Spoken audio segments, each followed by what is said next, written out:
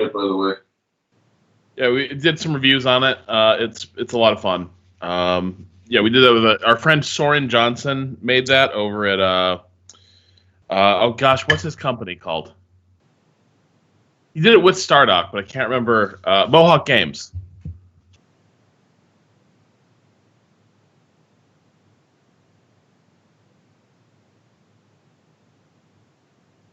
Yep. I'm here. Do I need to synchronize? Yeah, I don't see anything, but just so you know, I don't see any game stuff on my screen.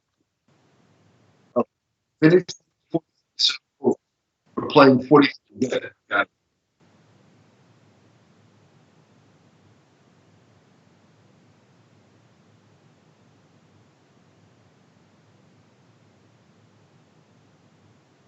Hello, everybody.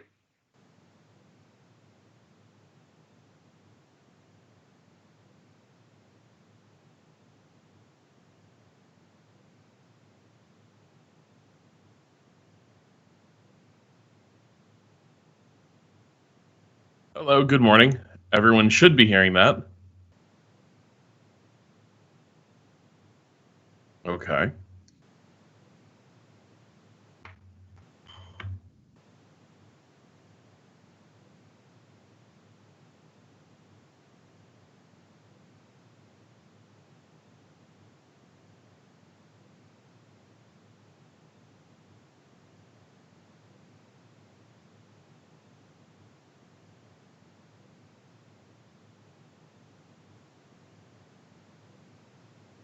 This is Mark Herman. Can you hear me? I can hear Bruce.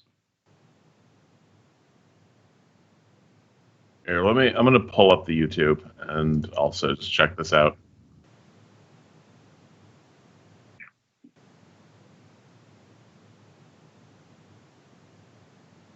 I can hear you fine. This is Mark Herman. Can you hear me? I can hear Bruce. Okay, so there is a live stream. I see the map on live stream. Here, I'm gonna pull up the YouTube and also just check this out. Yeah, okay. I hear it on the YouTube. It's weird. The YouTube is not grabbing the Skype audio particularly well, which is surprising. But the call. So if you're on the call sounds great. What I'm hearing over the live stream.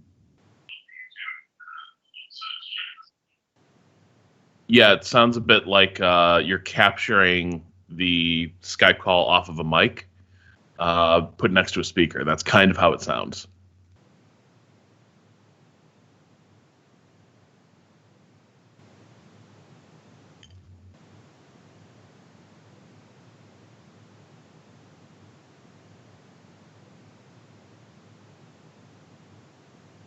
Oof.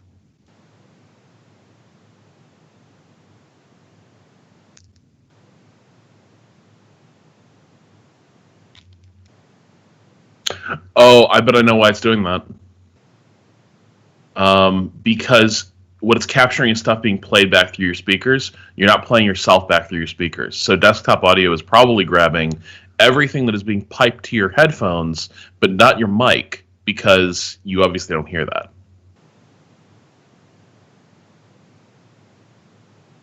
Hmm.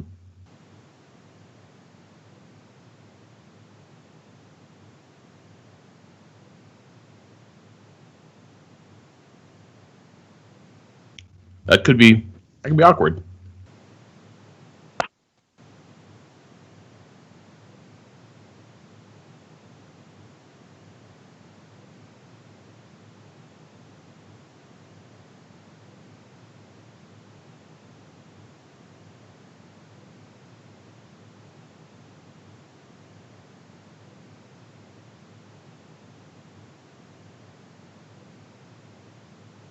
Yeah, will do.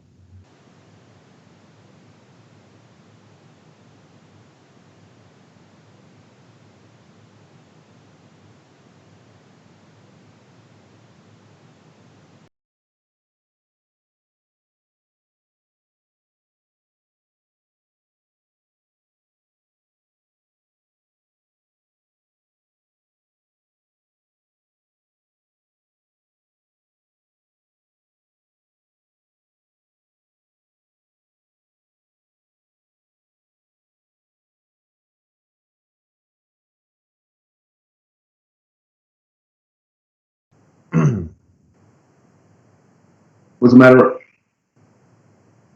Yes, I do hear you talking.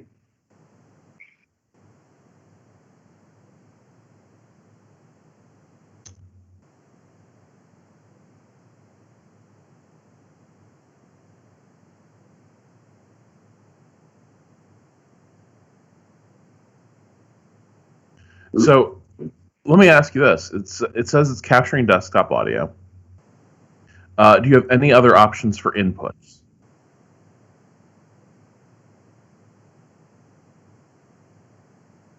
Pardon?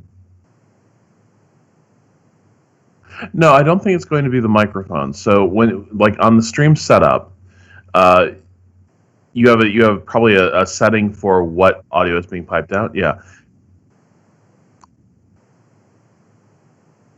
you can add an input, add the mic. Oh, really? Hmm.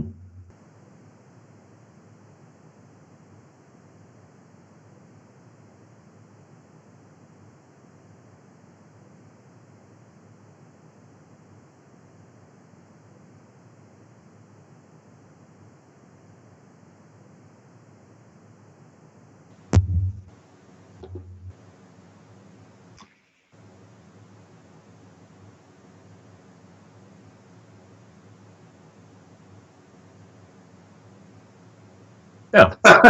So we're going to play the 1943 scenario, I see. Yeah, which I gather is the tournament setting scenario. Why don't you talk us through a little bit how the scoring works in this game, right? Because you had to make some assumptions about the viability of Japanese victory, what that looks like in a competitive board game, and then within those assumptions, the 1943 scenario is kind of balanced for competitive play. So maybe you can talk through some of that. Sure. I'm looking. I don't know. Well, I'm looking at YouTube on my phone at low volumes. I don't drive myself crazy with the delay. But so the 1943 scenario, was that you, Bruce? Yeah, I can hear you fine.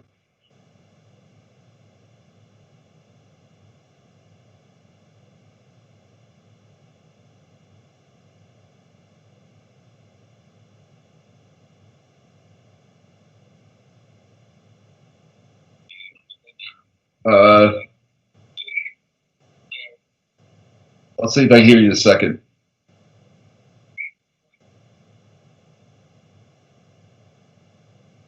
The stream is up to the part where you would be speaking, and I don't hear anything. Yeah, you're still silent, Bruce. Yeah. All right. So while Bruce continues to. It's striking how this was all working yesterday. Oh, Patrick said that Mark's voice is cutting in and out now. Online, somebody just said that in the chat line.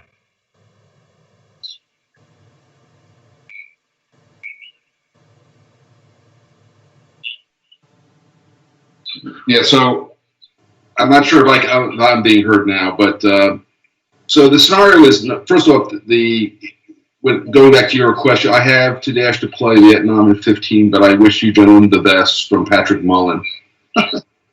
Can hear you again now, as Patrick says. So yes, I'm back online. So 1943 is the period of the war where things are physically balanced by the forces. In other words, the Guadalcanal has ended, and we're on the verge, I believe, of New Georgia. Was the next thing that happened historically. I'm looking quickly. I don't think New Georgia is yet under Japanese control, if I recall. And it's also just before MacArthur begins his New Guinea attack on Buna and Ley Salamana.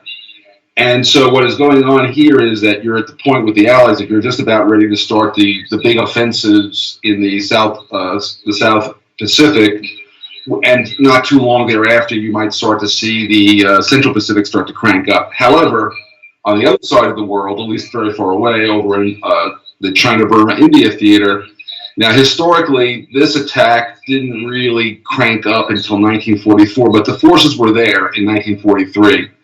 And so this is a game where both sides are balancing offense, defense. In other words, the Allies are trying to not have the Japanese overrun them in China, Burma, India theater, where there's a lot of victory points to be had. So that's the incentive that I give to the Japanese player.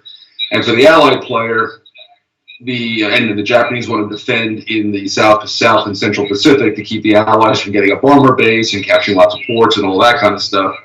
And then the opposite prevails. In other words, the Japanese are defending and the Allies are attacking in one area and vice versa in China, Burma, India. And so the idea is that you've got this dynamic tension in this scenario between the two ends. And then it's really about who can put together a better attack-defense combo to advance their cause while stopping the other guy from, getting the points. And the Japanese start with a couple of things in their favor. First off, I believe the Aleutians are on the last turn of scoring a political will point. And then you have of course, you've got progress of the war also in there. So the Japanese early on have this opportunity. And then if you look at the cards that are in the future offensives queue, again, as I recall, it's toenails for the Allies. So you've got the New Georgia card in your hand, which gives you some artillery support, which is always good. And then on the flip side, the Japanese have, I think it's Chiang Kai-shek. It's been a while. Okay, so I do have, yes, my memory's not so bad after all these years. So they got Chiang Kai-shek, and so they could potentially start to craft a China offensive, which will put pressure on the Allies. Patrick says I'm live and clear now, according to the online. Now I still don't see. I see the map on Livestream, but I don't see it on my computer. That's correct, right? Or should I have done something? I see the toolbar at the top where it says finish 1943 setup, scenario setup, finished, and then I see the active games. I see your name, Rob's, and mine over on the right side, but it's a toolbar. I don't see the map and everything. Is there a button?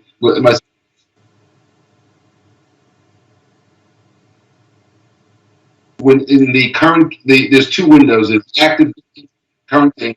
Yeah. Oh, right click on your name. Got it.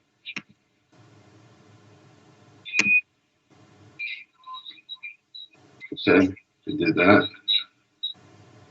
Oh, join the game as which? Observer? Well, observer, right? Okay. Oh, look at that. This is like magic, you guys. This is amazing. All right. You're the Japanese? I can see your hand. Let's see. I can see Rob's hand, yes. You haven't drawn cards yet, obviously, but I see cards and stuff, yeah, so it's good. And I'll see reveal who's got what. I might though, you never know. All right, I'm observing, go. Absolutely. We have the audio all sorted out?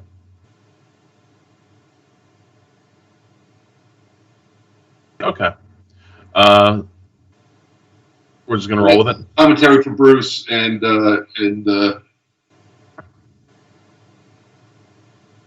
okay. We'll do.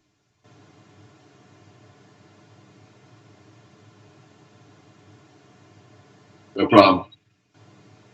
All right, let me... They're all being clear that your voice is still not... So everybody online... Rob, why don't you're a better speaking voice than I do. Go for it. Why don't you tell them what's going on? All right, so first things first, it looks like we're not going to be able to get Bruce's audio up for this stream. Not sure what happened, but what we're going to end up doing to fill the gap is, first of all, I'm going to selectively edit and inform you what Bruce is relaying to me to show myself in the best light and to show him in the worst. And also, Mark and I are kind of going to be narrating this game a little bit and unpacking what you're going to be seeing and why you're saying it.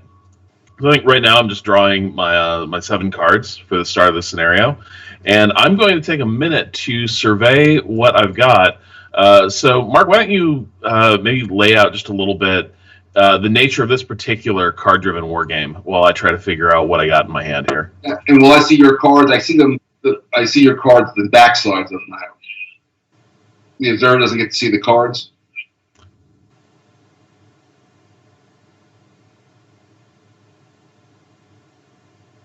Oh, wait, hang on a second. Hang on. Wait a second. I gotta get. Let me close this window. So the director's chair.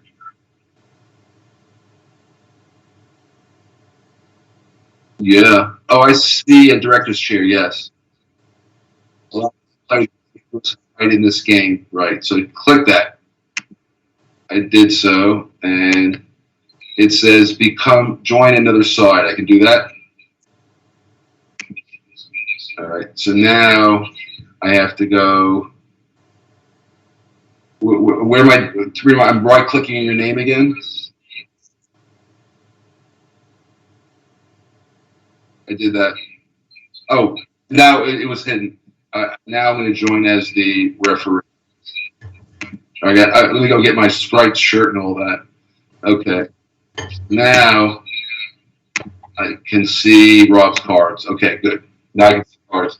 Which is ideal, of course. Yeah. So Rob's got his cards. Yep. Cool. All right. All right. So I now see cards, but I won't speak to that. So right now, I guess Rob's got to make his first call on how he wants to start this thing. Now, usually the allies have 3 basic choices, so I'm only talking about choices. I have no reference to cards or what you should do. Is that okay, Rob? Yep, that's fine. Yeah. So the 3 things are, again, I should probably I didn't set up 1943, so I'm gonna have to do this all from memory. But in the very beginning of the scenario in the CBI, there are 2 Japanese armies, I believe, sitting in Lashio. Like, well, oh, right. I got this, so I can close these windows. Oh, there it is. Look at that. Oh, now I can actually see a map. Oh, this is brilliant. So I don't have to do it from memory. Okay, so as I was going to say, I was correct. You're sitting in Lashio in Mandalay. So basically, you're cutting the Burma, and Rangoon is captured. So the question that the Allies have is, do they want to start the game with there were 3 historical offensives. So let's just talk about that. The first offensive was in the Arakan. There was which is where you see the 4th Indian Corps. There was an attack in that area. So that would be where one opportunity for to knock the Japanese army out of Mandalay and try to cut off the one in Lashio, and so now the Japanese would have to start scrambling to recover in the China-Burma-India theater. The other offensive that is sitting available is you've got this large concentration of forces. You've got an Australian corps sitting in Port Moresby. You've got an American corps sitting in Buna, and they're getting ready to launch the attacks that characterize Leh, which is that Japanese army just to the west of them. And then, of course, you've got on Guadalcanal, you've got the 14th Corps and the 2nd Marine Division, and you've got obviously opportunities for attacks in the Solomons area because you've got you got a Japanese unit, a pretty strong Japanese Marine unit. It's actually an Army unit, but it's a brigade. So in the game I make it simple by saying it's a Navy unit. It solves a lot of rules problems. But you can take out New Georgia, or you can go directly for Bougainville. So those are the other opportunities. And of course, if you're feeling really frisky, you have the opportunity to start the Central Pacific campaign a little bit early. You've got Kwajalein and the Marshall Islands. So those are sort of the 4 places where Rob has an opportunity to kick off the game, and the character of the game will sort of start by whether Rob starts, in the China, Burma, India, he starts in New Guinea, Solomons, or the Central Pacific. So that's sort of my general strategic. Is that what you were kind of thinking about, Rob? Yeah. Now, because of the draw I got, there's another dimension I need to consider here, which is inter-service rivalry. Oh yeah. Which I'm about to resolve.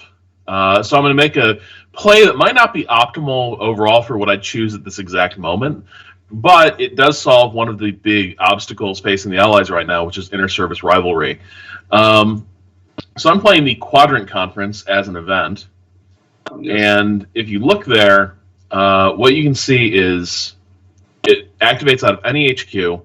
So I don't know if this is showing on Bruce's stream. Yeah, it does. So on Bruce's stream, you now see there's a shaded area of the map, which traces the outline of the command radius for the ANZAC headquarters, which is a multinational command.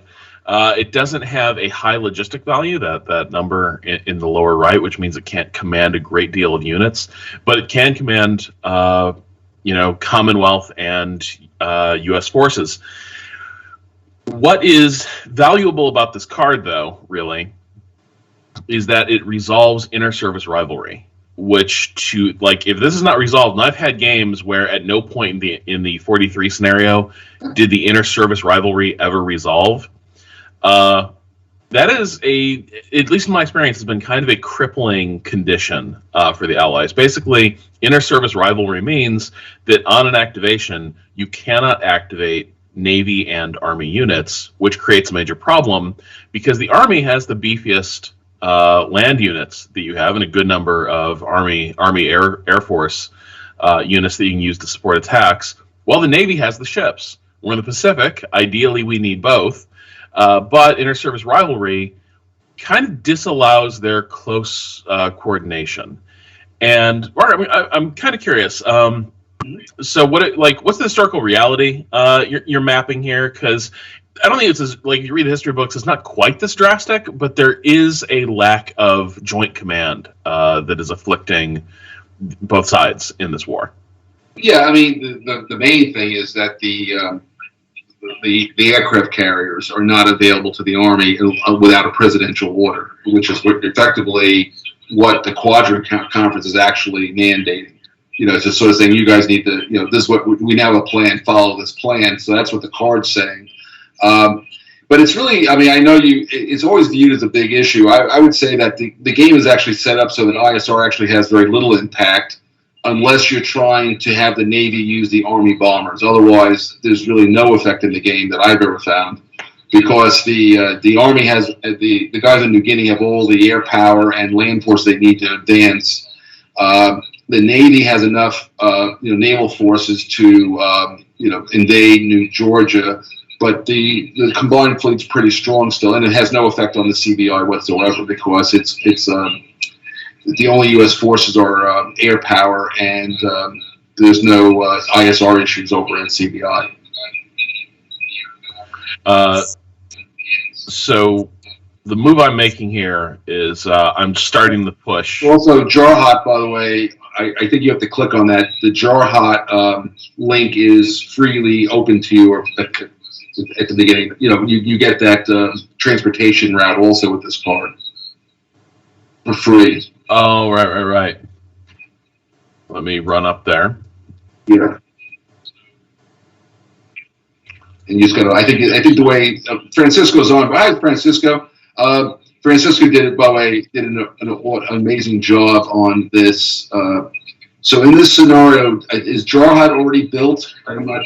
It looks built. It's built. So you can now build the Lido Road, or you could build Infal Kohima, because that you can now build either one of the other two now that you have Jarhot already. So it's already built in this scenario. Okay. So I wouldn't necessarily want to do Infal Kohima because that kind of opens up a route for the Japanese. Right. They would like to, but the Lido Road's a good one because it gives you the way to hook around his right flank up in the north there. Yeah, I forget what's the interface button to construct that road? Space. I think you just right click on the red line and it goes away. No, it's bringing up Japanese control, Allied progress of war, Allied control. All right. Well, Francisco happens to be online, so I'll just. Well, hey, Francisco, tell us online how to get the Lido Road, changed into a route. I'll watch for him on the live stream. There's actually a manual that he wrote that probably tells you that also. But right now on the live stream, by the way, I see some kind of settings thing. By the way, Mark is asking about Lido Road.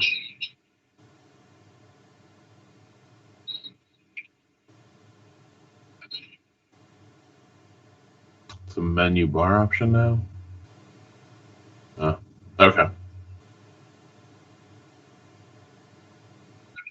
Yeah, Bruce, on your screen, online, if you see the live stream, you got some kind of settings. Okay. Isn't there just an X in the upper right? Oh, you're looking for your headset. Ah.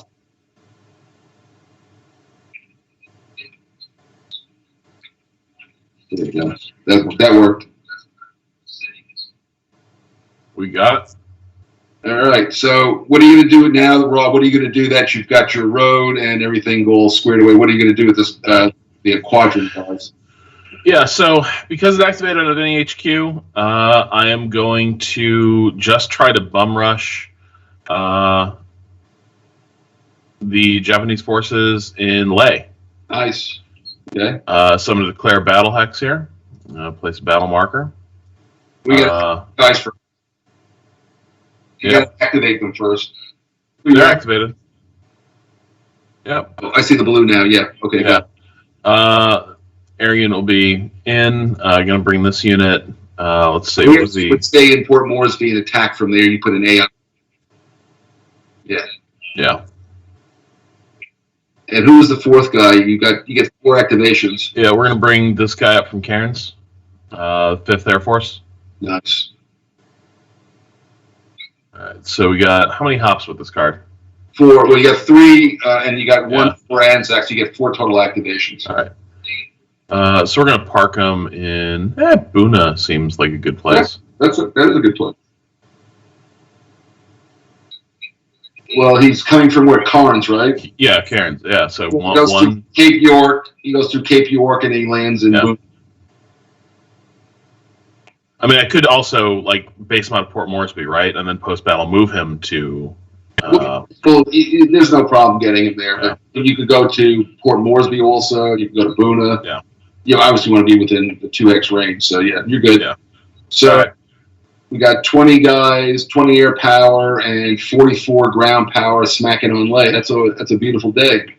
Now the problem is Bruce gets to react, maybe. Yeah, Bruce is gonna. Well, Bruce certainly. Now, if we follow the sequence of play now, there's no SR hexes, so we don't have to worry about special reaction forces. So we're good with that. And now it's just a matter of Bruce checking the dealing with the intelligence condition first. Okay.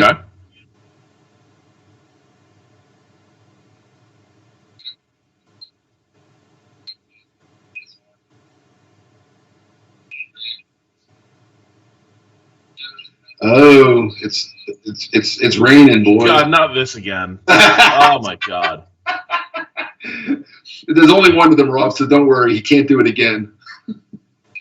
Are we sure there's only one? I feel like there was one game where Bruce had 2 just cancel all offensives cards played back to back, and it was excruciating. Yeah, there are 3 weather cards, 2 just raining, but then you have the typhoon. There's only one typhoon where he gets the double move, so this is that one. Yeah. Okay. All right, so that cancels the entire attack. Yeah, so everybody goes back to their starting locations. All right. I need to flip inter-service rivalry as well. That's correct. And you don't get, and the road wasn't built. So. Yeah, we didn't figure out how to do that.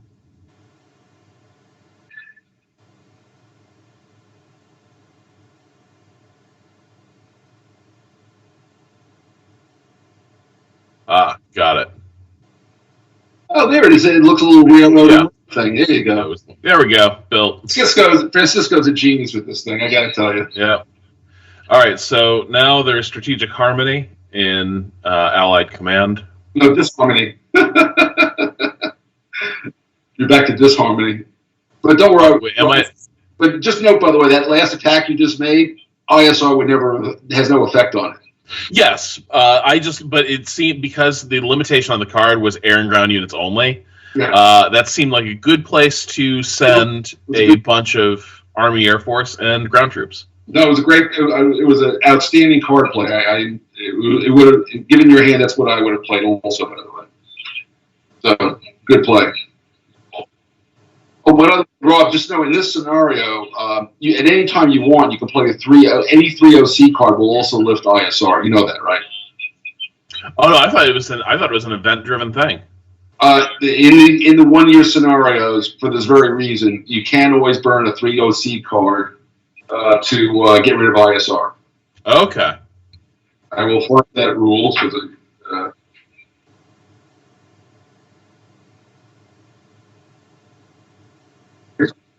everything it never happened.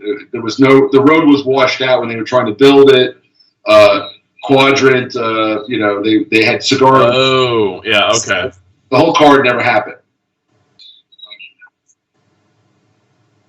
And by the way, for anybody who's looking for the rule I was mentioning, it's Rule 17.26: short game inter-service rivalry and political will events. Oh, also, by the way, you can't play political will events in the short. Tokyo Rose and that stuff doesn't affect. You can't play those. You can play for OC cards, but you can't play them for the event. That was yeah. So now, what are you going to do, Rob? I mean, Bruce. Yeah. Right. So you'll have to type out your move, I guess, once you figure it out, right? Or I'll just tell them what it is when I see it. Yeah. All right. All my guys are back, unless they have to return their starting. Okay. Oh shit. Okay. Because they were also rained out. Everything. It just didn't happen. All right.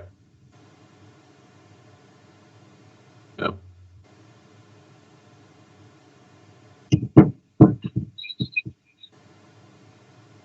It says Rob Zacny is unmarked all the allied units. Okay, so what are you up to there, Bruce?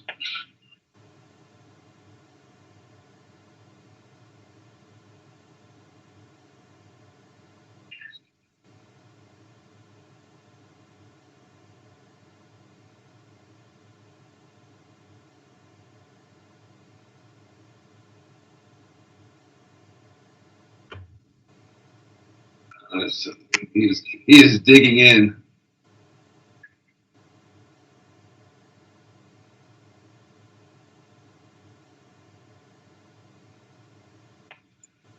So for those online, Bruce is arguing with himself about what he should do. He's got that angel on the left shoulder saying, attack, attack, and on the right shoulder is going, defend, defend. He's just kind of doing that right now.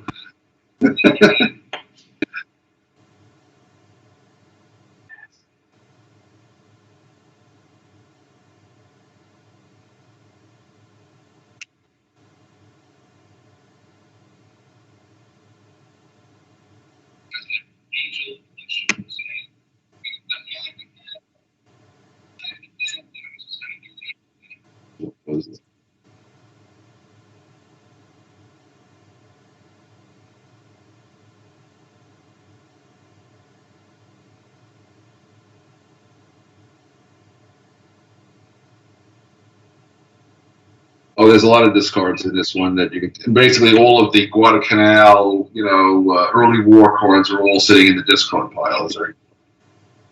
So for those online who can't hear Bruce, he's now, I guess he's wandering through the discard pile. I guess there's a way to do it. So Bruce played, as you can see online, he played Central Agreement. So basically, this game was opened up with political things. Everybody's sitting around a table discussing how they would like the war to progress.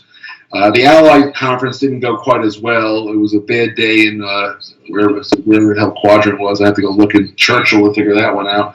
But wherever they were for Quadrant, it was a bad day, a lot of arguing, and nothing happened. But the Japanese seem to have met in the Emperor's Palace and are getting a much better conversation going on. And so they've decided to make peace with themselves. And they are now discussing what's going to come next. And because it's coming from the discard part, we will get to see this card. Right? We'll know which card you pick.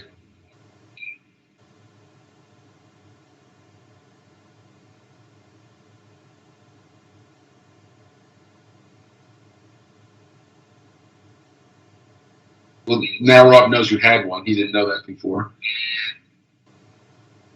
Yeah, so he'll see it.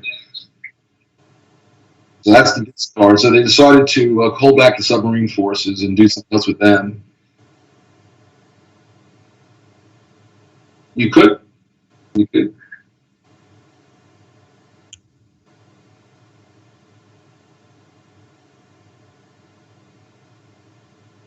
Nice.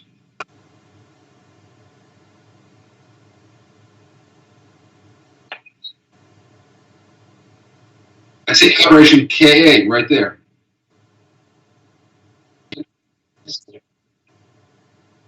All right, that's over to you, Rob.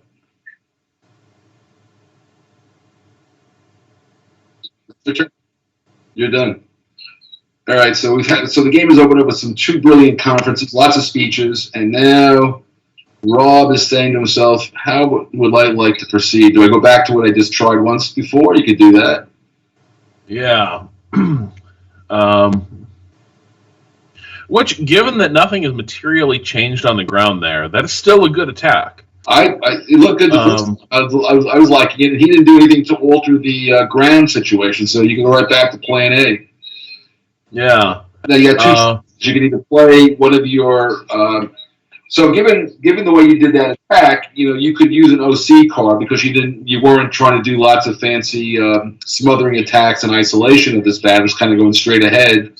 So you can just do that, and I'm sure you have opportunities in your hand that I'm looking at to do that. And the other option, of course, is you've got Toenails, which gives you some artillery support, but that's a really cool card, so you might want to think about where you want to use that. And of course, you can always use the military event.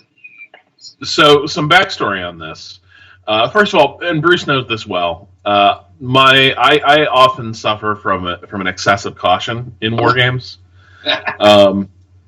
But also, further in my defense, the last time I played the Allied side is one of the most scarring wargaming experiences I think I've had. Bruce did not roll anything but a critical, I believe, on his air naval battles. It was unreal. And so the problem I'm having is that I've seen what happens when the combined fleet reacts into the Solomons. Yeah, it can be nasty. It can get very nasty, and the problem is if we scroll down, we look at that American fleet in Nemea, what we see is that the Enterprise and Lexington are both flipped. They are both wounded carriers. So a single hit in combat will send them to the bottom. Only you're thinking critical hit. Yes, that would be true in a critical hit. But otherwise, he's got to knock out the battleships or whatever else you got involved also. That's true. Which is doable. Yeah. Critical hits. I got to tell you, Rob, I liked your original. I think you should go back to Plan A wasn't so bad. I mean, it rained, but that's other than that. Plan A was not so bad. No, it was pretty good. I see a number of cards that that would be usefully used as an OC play to make that happen. Yeah, I'm just some of them also have ridiculous values as event cards. But they don't apply. Yeah, but so I'll talk about it from position. The card you have on your far left. Yeah, that's the one I've decided on. Yeah, that's the right way to go. All right, so we're gonna play this card as operations, not as the event, because that is a gearing up for the invasion of Japan card. We're a ways away from that. Yes, that's not going to be a problem. So what we've got there is 3 operations, which basically means it's equivalent to the card I just played last round. If you played exactly the way you played it, that would be, you get 4 activations. You can do exactly what you just did.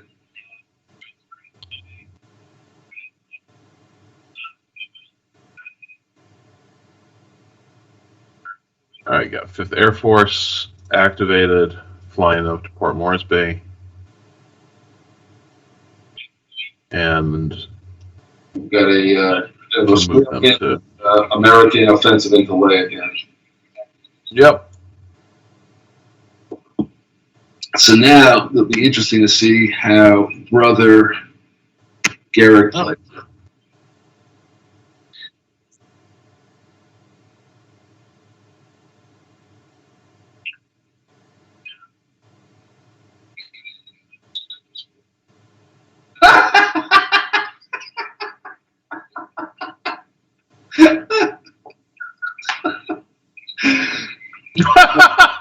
Okay.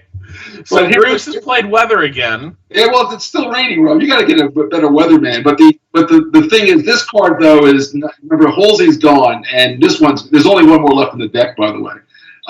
So it's just the way these things go. But the big problem, Rob, what you do know now is you're going to get a double move if you play this correctly. You're going to get a double move out of this at the end of the turn, because his card count went down. He doesn't get he used the card, but he doesn't get to replace it.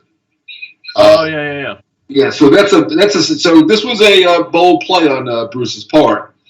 So he's doing. I think you can see the card count showing up. He knows that you're allowed to know how many cards each guy has, right? Yeah. So Rob now knows you only have 5 cards, and you drew one, so you can only draw 2 more for the turn anyway. But Rob's getting really good at moving those forces back again. Yeah. Well, at least you didn't have to fix the transportation route this time. That was a much harder deal. That was the hard problem to solve. All right, so it's back to Bruce, who, like Saruman, is commanding the storms.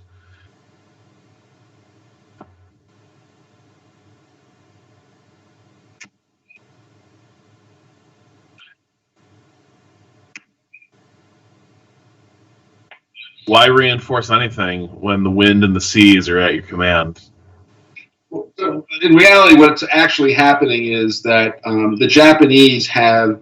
I get asked this question all the time. Because you made that comment. I'll just make my comment is the Japanese actually have weather stations in the Eurasian landmass that the Allies can't see. It's the same advantage the Allies had before D-Day when they had the weather stations west of Normandy that the Germans couldn't see. So he sees the weather pattern better than you can, and so he's got a better sense of the weather only because of where his, which way the weather comes off of the Eurasian landmass, and he has guys there you don't. So that's the actual his advantage, is an intelligence advantage. Anyway, so one of the things that is interesting here is we referred to it a minute ago about the battleships being there kind of to tank damage for the carriers. Well, and they're supplying. You remember in one of those naval battles. Remember, a battle is a very. I'll go that in a minute. But the battleships are actually throwing up an enormous amount of anti-aircraft fire. I mean, crazy amounts. Which in just to give you an example, in the Battle of Santa Cruz, which was not too long ago, in the scenario that would have been October of 1942, the Japanese, elite air crews that were left over after Midway were basically decimated. More than half the planes didn't come back from going through just one battleship.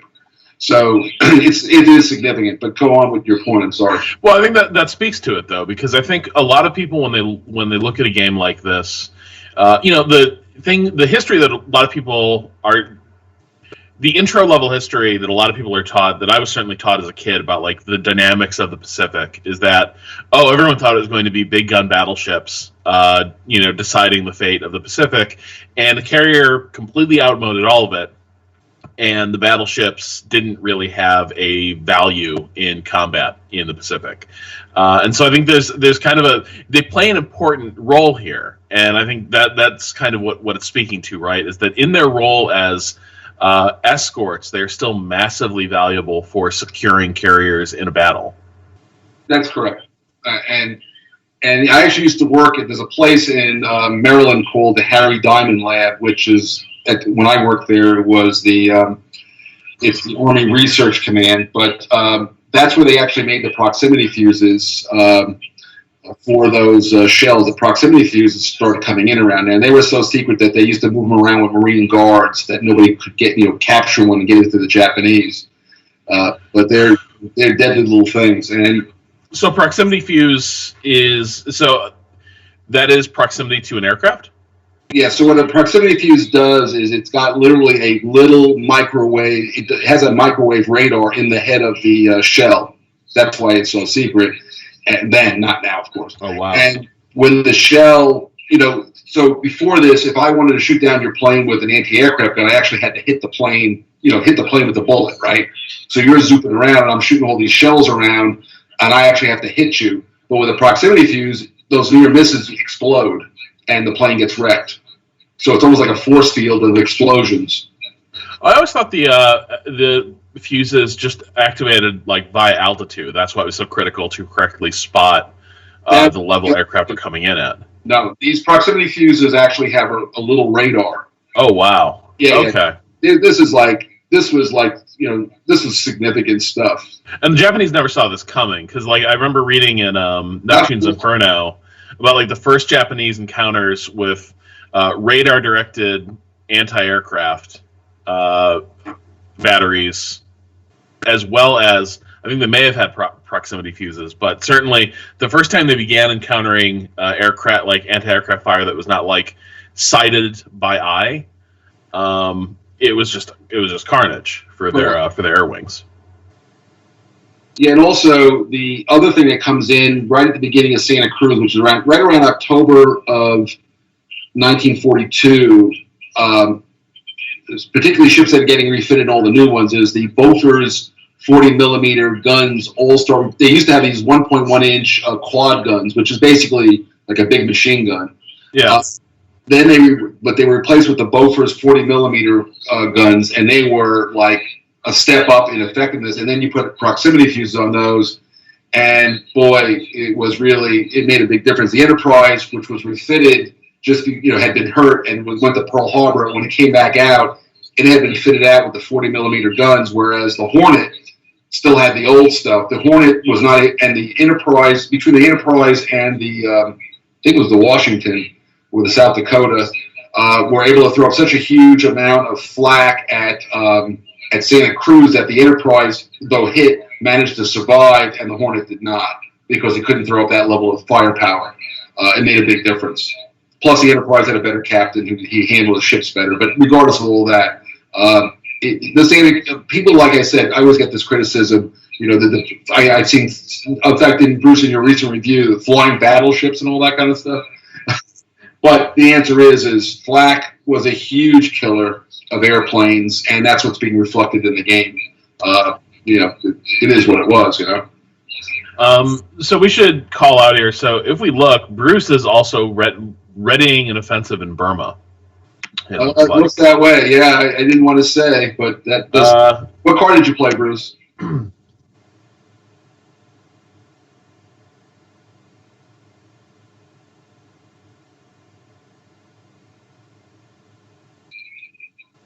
Yes, East Force.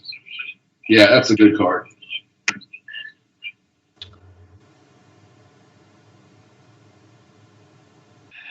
I don't think you have a paratrooper opportunity, do you?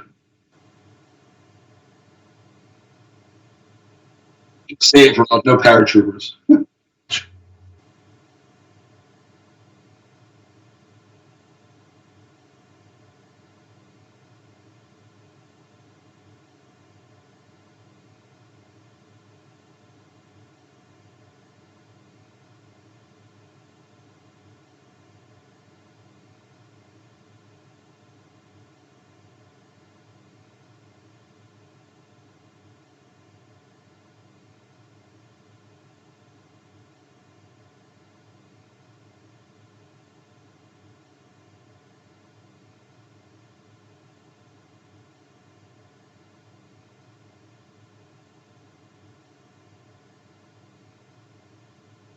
We're finally going to get to see some offensive action.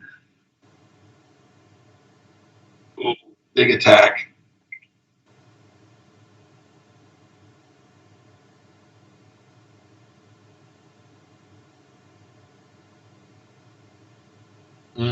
Okay. It's pretty gnarly. What is? Where are the battle hexes, Bruce? Are the two battle hexes Arakan and Infall?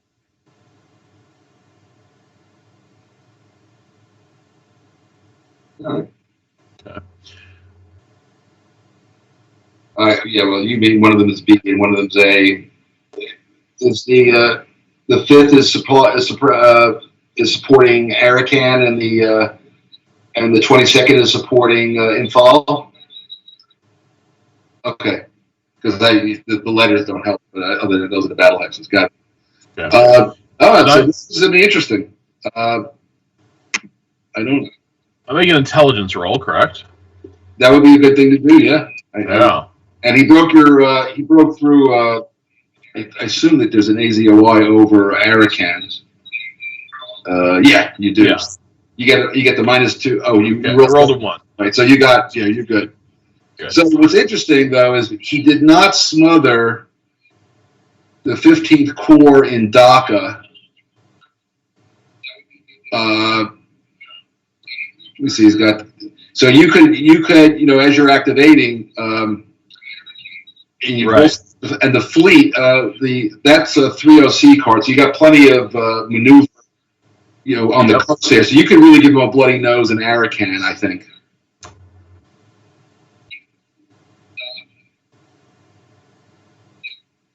And yeah, Arakan. Or you could give him a bloody. You mean Akyab? You can go to Akyab or the Arakan. Sorry, I keep saying the Arakan is the name of that whole region. Akyab is the space. I'm sorry. Yes, Akyab is what I meant to say, not Arakan. The Arakan and the Akyab is the same place. But you have this core that's free to maneuver, and you can put it into either battle because it's a 3OC card. You can either go via Divisor into Infal, or you can go directly into Arakan. Akyab. Akyab is the more important space of the two. Yeah.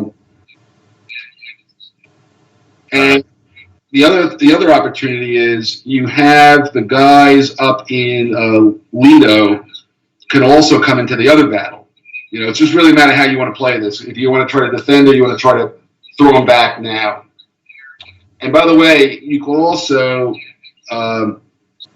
because you only have one guy in Akyab, you could actually pull the Indian Corps, because the road is built at Jarhat. You can pull the Indian guy back to Dimisor, and then it's a 3 cars. So one gets you to Dimisor on the roads because the roads are built. That's the advantage of building the roads. And you can come into Akyab from there also. So you could throw the Chinese in just to help screen it'll absorb one of the hits that he might get in that space. And then fall, you can send the first Indian, reduced first Indian into Akyab with the 15th, or you can just throw the first Indian into Akyab and leave the 15th to guard Docket. It's up to you how you want to handle all that. But you got a lot of opportunities here. Yeah. But I would throw the Chinese in fall anyway, because that's what they're good for. Yep. Let's see, I got 4 activations. Yep, and I've only used 1 so far. All right, so we will. You want to throw some kind of air over both those battles, just so you don't get. So we'll send the 15th into Akyab. Nice. That's considered an adjacent hex, right? They're adjacent. Sorry, adjacent. That's correct. Yeah. Just 2 move points. You're good. Yep. Okay, we definitely need to activate these guys too. Don't forget the guys in China. The China Airbox guys are available.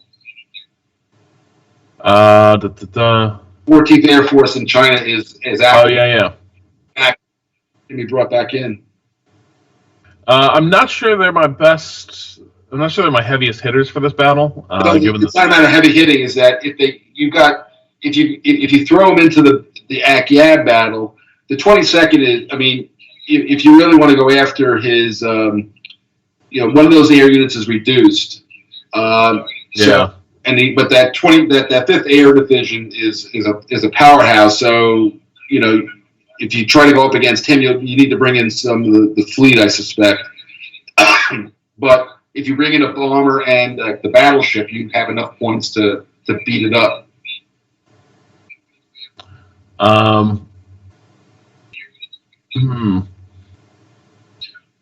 Well, I probably can't do anything with the battle because inter-service rivalry still prevents me from. Yeah, but this is not the American. It's only American. Oh, that's right. This is not the. That's my point. Yeah. ISR is not as here has no effect on anything. No. It would be gotta be really nice to take the fifth down a peg. Because that yellow pip, they can't ever be that strong again. Correct. You want to talk people through what that yellow pip signifies, real quick, while I make this move here? Yeah. So basically, the Japanese, had a very rigorous training program for their pilots prior to the war. So all the pilots that went into World War II, the guys in the 22nd Air Flotilla and these guys in 5th Air Division, they all had been fighting in China for since like 1937, and some guys even before that when they were fighting in Manchuria. And so these guys all have like 3,500 to 7,000 flying hours. And but the Japanese program was very like, I don't know, maybe because of the Bushido thing or whatever, but it was very rigorous, and it was very they washed out a lot of guys who they wish they had in 1943. So once the really trained guys died in combat, the guys behind them are coming in with 300 hours. They're just not very well trained, and so there was they never had their HR process was very antiquated. They never replaced those elite pilots ever again. So the dot represents these amazing pilots from 1941. Yeah. Oh boy, the math is really excruciating with this. So where do some of these Indian troops? Well, don't worry. I never worry about the math too much because the dice are going to have a bigger effect. But if you put an air unit into each battle, you can use B-17s or not, and then you throw so you got 1, 2, 3. That the B-17s alone will give you enough bomber cover to keep the the ground units from getting hurt, and then you have one more activation to either move the Chinese into Imphal or the Chinese into Akyab or whatever you want to do. The other move if you want to do that, or you could forego the ground move and just throw the battleship into Akyab and take a shot at messing up the 5th because the bomber plus the 14 would be 18. You would have to flip them if you got 8. First is the 5th committed to Akyab? That's what he said. Okay. Yeah, that's probably the highest value thing I can do. Okay. Well, do is not lose Akyab, but yes. Oh yeah, now Bruce is I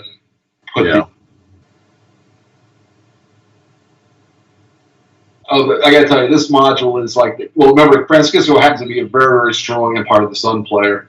And so he put that knowledge into building this module. So it's amazing the features he put into it. Just amazing. All right. So, yeah, you know what? Taking out the 5th seems like the prize here, if I can get it. I'm a little worried about the probability the hole is about to open up in my lines at Imphal. But we will deal with that later. Yeah, and the color commentary side of this thing is, now if you're going to do it this way, you might want to use the 14, the 9 and the 14 will, if you got really lucky, you could actually kill the 5th and use the B-17 on the B battle. Just the math of it. Yeah. But remember I told you one of the options at the beginning of this scenario, although it would have rained a lot in CBI, as it turns out, would have been to start the game with an attack on Remember I talked about the attack on Mandalay? Yeah. The attack on Mandalay preempts what Bruce is doing. Now, as it turns out, it wouldn't have worked because he had 2 weather cards he was willing to burn. So I'm not sure. Right. That was just this particular playthrough, but that's what but that's the logic behind that attack. So I guess you're done, right? Yeah, how do I get to go to dedicate this 14th Air Force to B? You're going to put that in B. Can I? Yeah, all right. Yeah.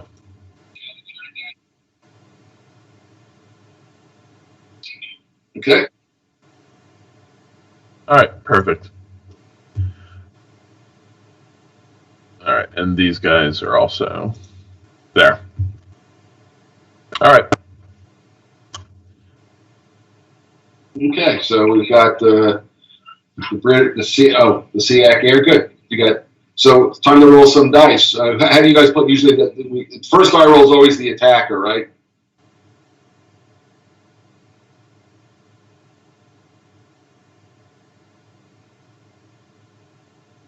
Yep.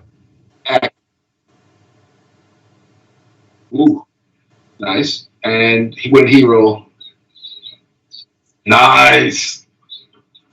Well, it was a vicious air battle, that's for sure. So with All right. Bruce can either flip the SEAC or he can flip the battleship. That's up to him. And 24, the 5th Air Division's dead.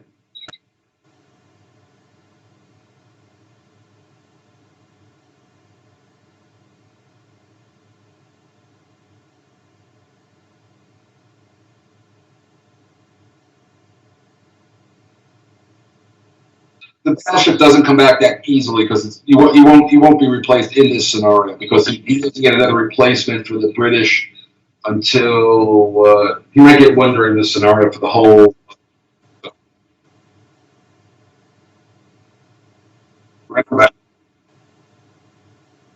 Yep. So, right. So now that you don't have any air power surviving, you don't get the.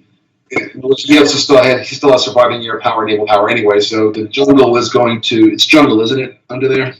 Yeah. So there's a -1 to his die roll. -1 to your die roll. Okay. So it's a half result with how many guys did you throw in there, Bruce? So 9 doesn't hurt the him. And he rolled a 7, which is a 1.5 result, which is 24. So the 28th Army is dead.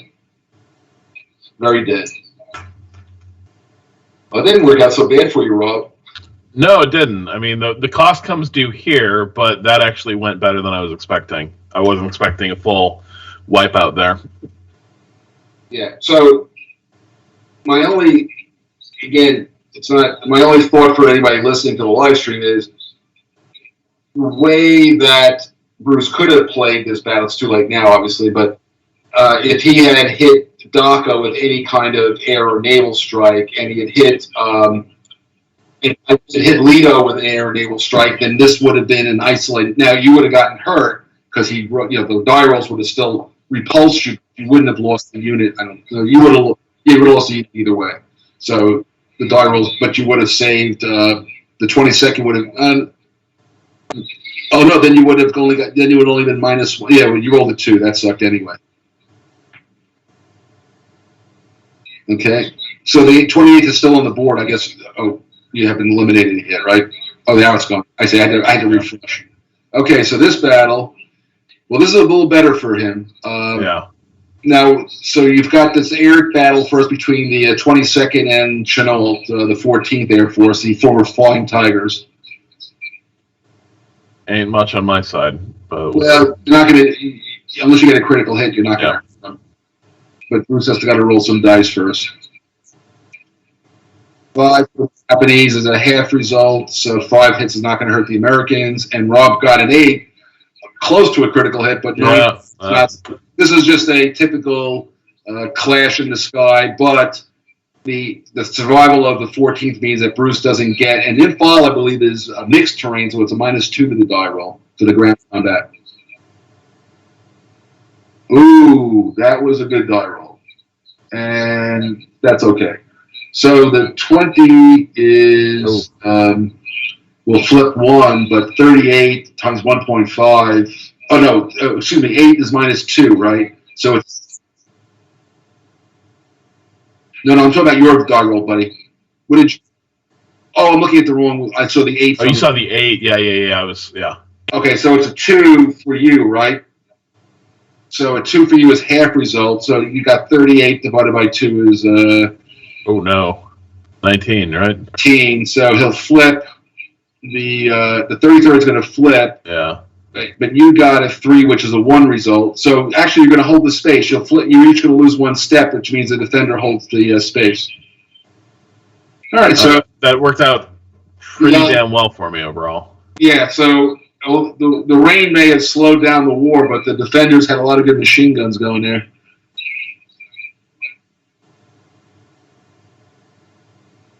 It's okay.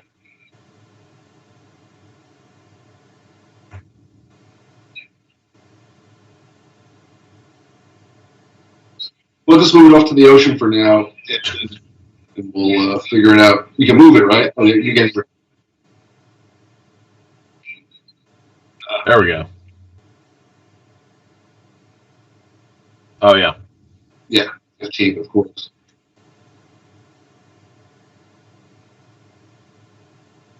Oh, and I got to do a post-battle move with the War Spy, right? Wait, Bruce, you want to flip the third? Oh, yeah, you got it now. Yeah, you flip the 33rd flipped. Okay. And the battleship, the reaction player does post-battle movement actually first now, so the battleship can go wherever the heck it wants to go. And you can shuffle those areas. Yeah. That's important. Yeah, let's see. Well, it seems like if I move the SEAC Air Force just 1 space over, I get better coverage. Yeah, you should, and you can totally. And you can't attack. You can't attack across that line to the SEAC. The SEAC's always safe. And let's see, War Spy can go park in. Doesn't really matter. I kind of want to get it backwards. I tend to be ridiculous. I'm like, no, I should put the fleet back together, even though that's not really how this game works. But that's actually, the fleet would protect the battleship, but the battleship's good there too. Yeah. Yeah. All right, cool. Battle didn't go well for Bruce. Yeah. So the lines held for the for the Allies. So now it's back over to Rob, right? Yeah. So go ahead, Rob. I mean, where I'm at right now is Burma is a hell of a lot more vulnerable than it was a minute ago. Now the dynamic that gets flipped is I would now also be attacking into garbage terrain and fighting at a disadvantage. But at the same time, I'm looking at this. We got one 2-step infantry unit to clear out of the way, a single step in Lashio. It is. I'm just not sure that I have the raw muscle to sustain that right now. I could do kind of an annoying thing and sneak somebody into Mitkina and just steal that progress progress of the war marker. Well, and you shouldn't forget the fact that you actually, I know they're not significant, but you do have 2 reduced Chinese armies in Kunming who you can activate. Right. And so they could come in, they go a half, if you did a 3 card, but they could get into Michkina. You can get those guys into this fight by getting them into Michkina. That's very true. And that would not trigger a battle tax because it's empty. Yeah. Yeah. That's a very good point. Yeah, for Bruce, and again, Bruce, you're not online still. Did you have to calculate overlap AZOIs or let the shaders do the work? Maurice, I'm not sure I understood the question. Oh, gotcha. Oh, they're talking about how to work does the work for me. I'm watching. I haven't forgot there's commentary running on the side here. That's kind of cool. So there's that. Now, Rob, you still shouldn't forget about the fact. See, this is what's interesting about this scenario is that it's like you all of a sudden you're focused on the CDI because that's where the action is, but right. Still, Lei is still there. It's still there. And the worst we know is that you can only have one more weather card no matter what. Right.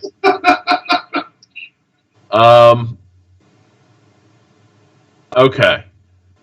All right. I think I see a nice little move here. Yeah. Ground air. Yeah. That works. Okay. So we're going to do this one more time. I like the persistence. It's like the I Ching, you know? Yeah. All right. So we're going to use Operation. Let's see. Yeah, that does exactly what I wanted to do. All right. Operation Tarzan is only 2 ops, but it gives me a 4 logistic value on the card. So we are going to once again. It activates out of any HQ. We're going to activate Anzac again. We're going to activate the Australian Air Force. Yeah. What's the problem? You can't use Tarzan. That's why I quickly had to pull up. Why can't I?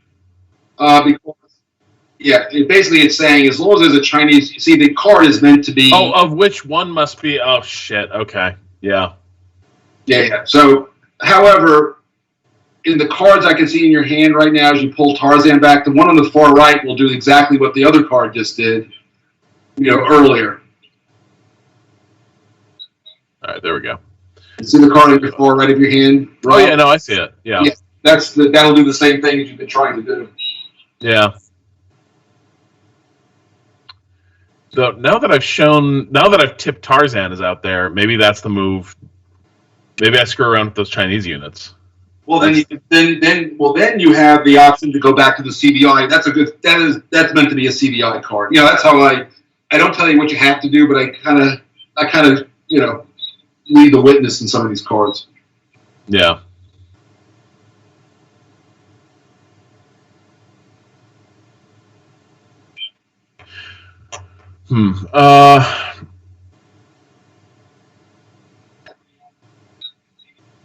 Yeah, my original intent was to just launch that New Guinea offensive, so we will do this one for the ops.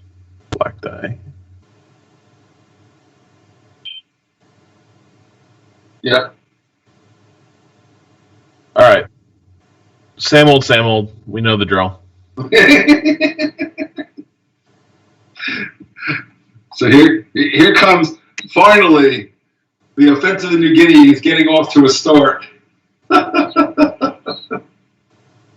Sorry, I didn't mean to move that Australian air unit in there. There we go. Okay. What is Brother Garrett going to do now?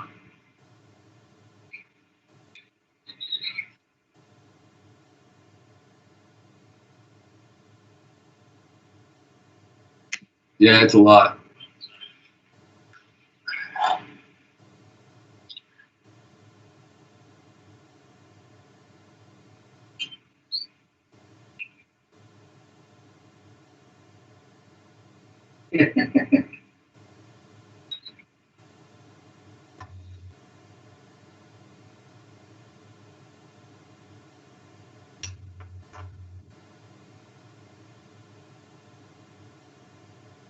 Well, before you get to, did you make the intel? Well, I can't see.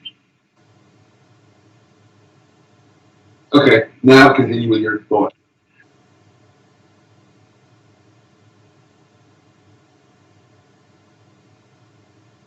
Yeah. So Bruce is looking at his fleet rather ominously, and contemplating what my.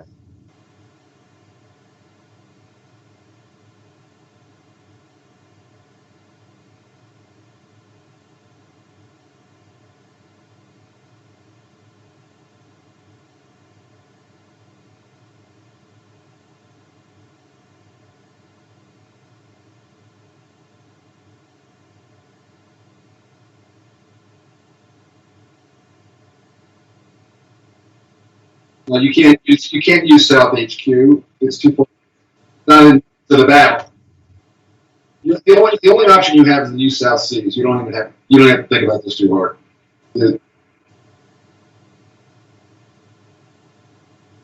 You've got 5 activations.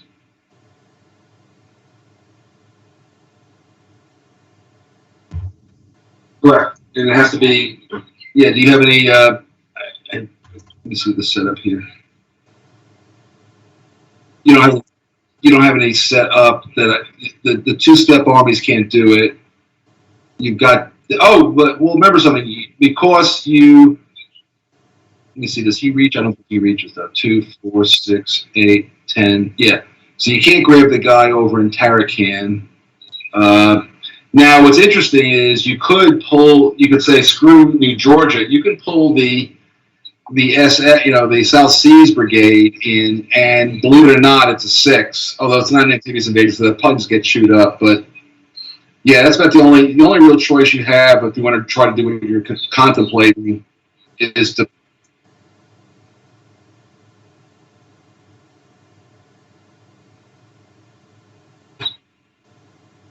Yeah, but the difference is 6 plus 18 is 24. That's where you get that's why the 6 is a potential play.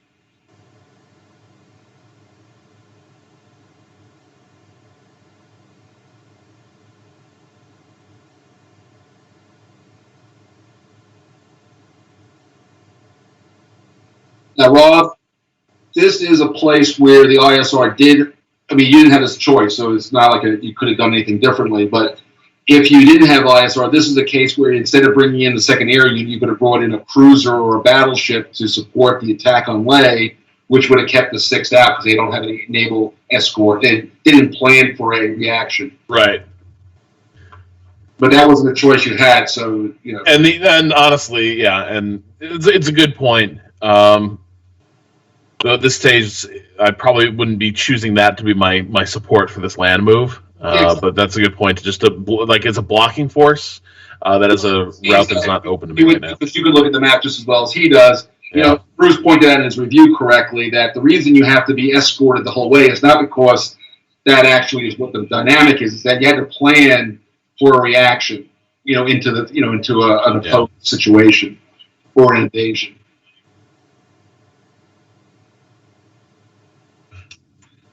So he's going to sack the 21st air just to give him some air cover.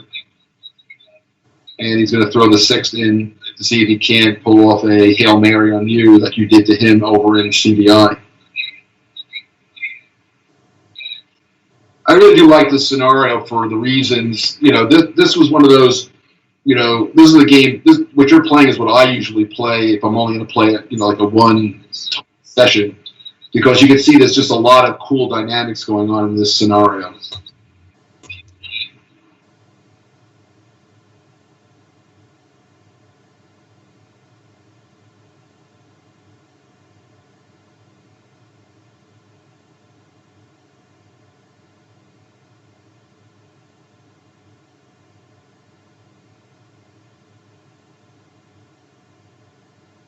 Anything?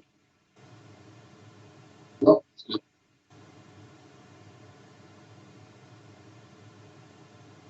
so he's got 18 and 16 is 34 to 20. So roll the dice. Yeah. All right, so 20. Well, you got 10 hits, or something. Oh, I love that new roll. That's good. Let's go with that one. Yeah. Okay, so that is a 4 and a 7. So. Yep. Correct. So you're going to you got 34. So you're going to, you can kill one of his air units and flip the other one, and Rob is going to flip one of those 2 army air units because they're at full strength. Yeah. Mm. Okay, so that's easy to. So you get to kill those guys. Yeah, the naval's the big valuable one, right? That's a 10-10. Oh, I'm sorry, that's full strength. That's right. Yes, flip that one. And so now we're into the ground battle. There's no die roll advantage, so it's basically 24 to 44.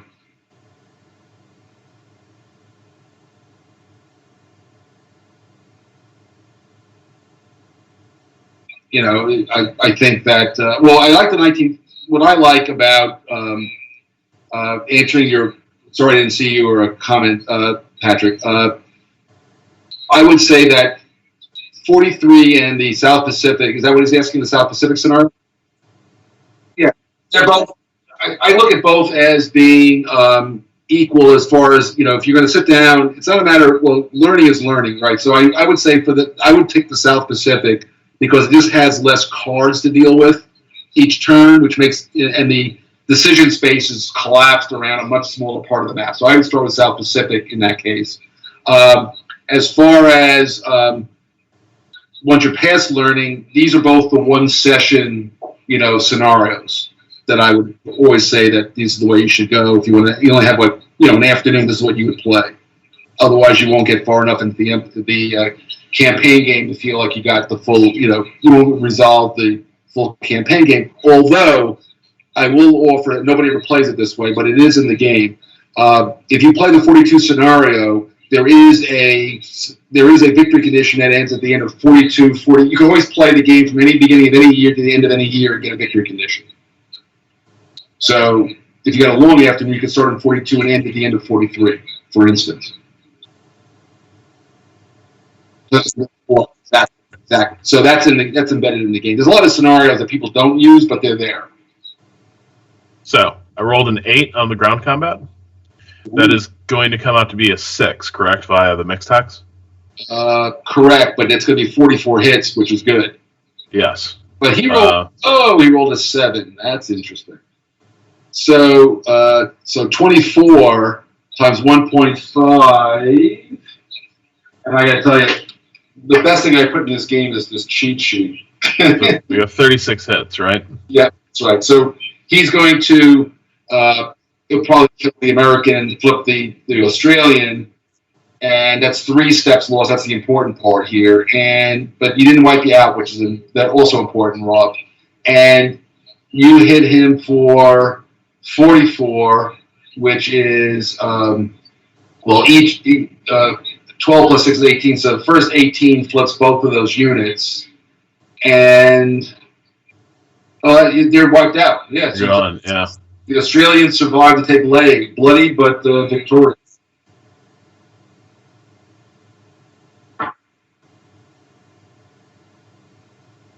Okay. Well, but the more important thing, I mean, not more important, but the point is those guys took a lot of the offensive potential out of that offensive now to continue. Yeah. That was a high butcher's bell. Well, guess what? That's pretty much how the real battle went. Yeah. Was it the 36th and the 42nd American divisions, which were like Natural Guard divisions, took horrendous losses. The Australians took horrendous losses, and as did the Japanese. So, welcome to New Guinea. All right. Let me bring down the movement.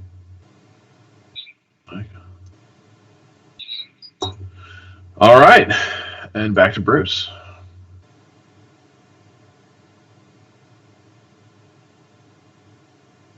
Doubling down. That's my guy. I like that dirty talk when you do that, Bruce.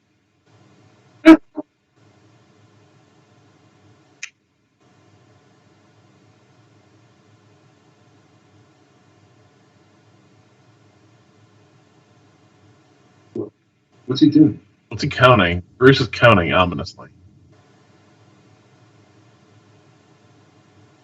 Are you trying to move those guys in? Remember, it's port to port. It's double the thing. I'm glad I'm here,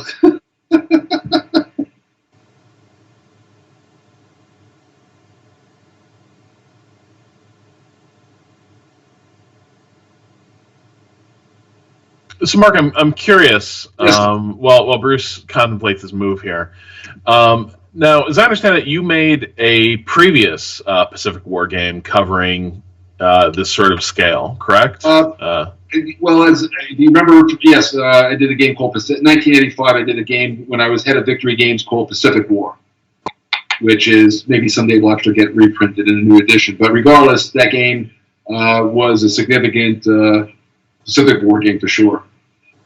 So I'm just curious, like when you sort of came back to when you were sort of sitting down and thinking about like Empire of the Sun. I'm curious, like did Pacific War? I'm sure it did on some level, but like did it inform Empire of the Sun? Were there dynamics that you felt like you hadn't been able to get across in the previous design, the previous system?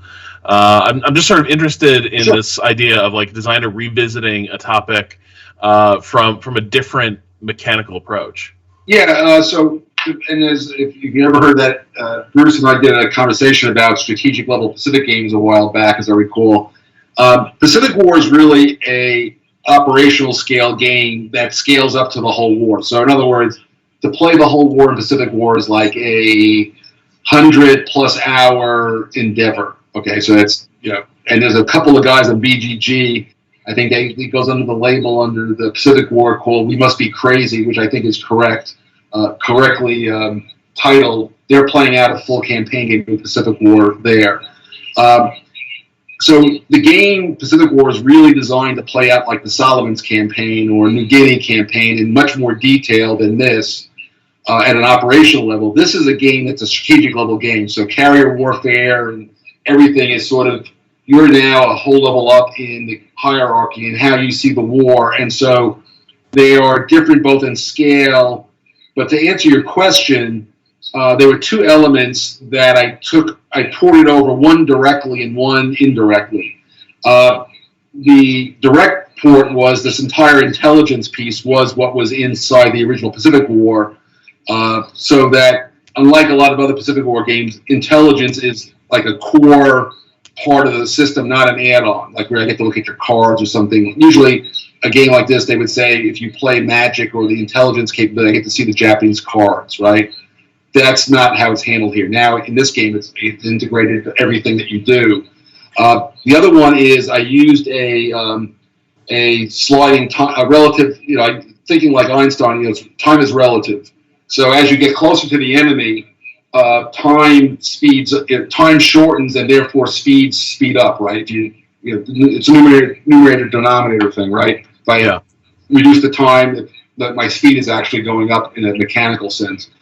What I do here is more abstract, but it does the same thing. Is that you've got, each turn is 4 months of time. The only mistake, Bruce, you made in your really nicely written review was that it's 4 months per turn, not 3 months per turn. Yeah. So in 4 months, when you play a card, and like you just did this lay attack, right, Rob? Yeah. And so that attack, if that's the only attack you made in that area for the entire turn, that represented all the activity in that area for 4 months. So the card represented a much longer period of time in what happened. Because it was like one big spike of activity. You try to launch an offensive at range. You try to launch another offensive at range. And then you finally got this attack off, and you took lay, but it was a bloody mess. And that's all that happened in lay for the whole turn. If that's what's going to happen, then that card represented a much longer period of time. But now, like in the CBI, he plays a card. He plays another card, you play a card. And so now, because of the activity level, the cards are representing a shorter duration of time. And therefore, unlike what I guess one of your friends said, Bruce, it's not really dishonest. It's just how I handle time in a sense, because this is a big war and things are going on all over the place. And you have to try to capture, days and days of airplanes running into each other. And by the way, not shooting anybody down. Everybody goes, what's the word you use? Swingy dice. The dice are what they are. By the way, let's not forget it just actually might have affected things. Every time Rob puts a U.S. air unit into battle, it gets a +1 to the air naval die roll, by the way. It's 1943, I just remembered. So the way I handle technology is, Rob, you're already getting P-38s and better bombers, in general. Yeah. So your +1 is reflecting that you haven't quite converted over all the plane. Oh, and you're also getting Hellcats. So Hellcats and P-38s and Corsairs Corsairs are just coming in. So you're getting this next generation of aircraft, but because you're in the Pacific, Hap Arnold is saying you cannot have any P-38s. I need them for Europe. There's a lot of yelling and screaming, but some of them are starting to show up. And so you get the +1. In 1944, it's a +3. So the die rolls the die roll range will change for the allies, whereas the Japanese, it's going to stay, a variable. But what you have to do in this game is you have to assume that if I really need it to happen, I have to make enough go there to win on a 0.25, quarter result. Usually you're going to get a half result, but remember, 60% of the time you're not going to get a full result. And that's really the key dimension of it is you've got to sort of plan that, ones are great, but it's not going to be the average.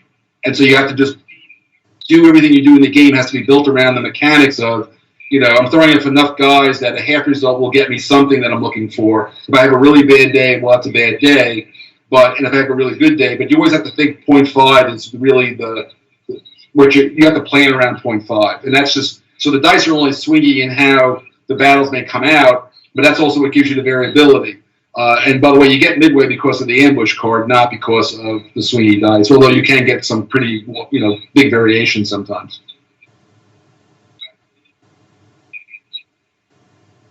Bruce has got to move. What card did you play, by the way? What card?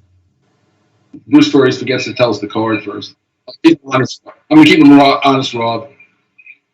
Yeah, now I understand why I've been getting my ass kicked so much. Now, this is a free activation. Nice try. Hey, Rob, he was just wanting you to see one of his cards too. Now, yeah.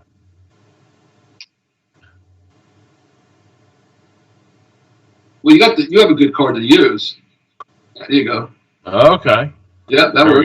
We go. That's the card you knew about because that's the one he drew from the Central Agreement.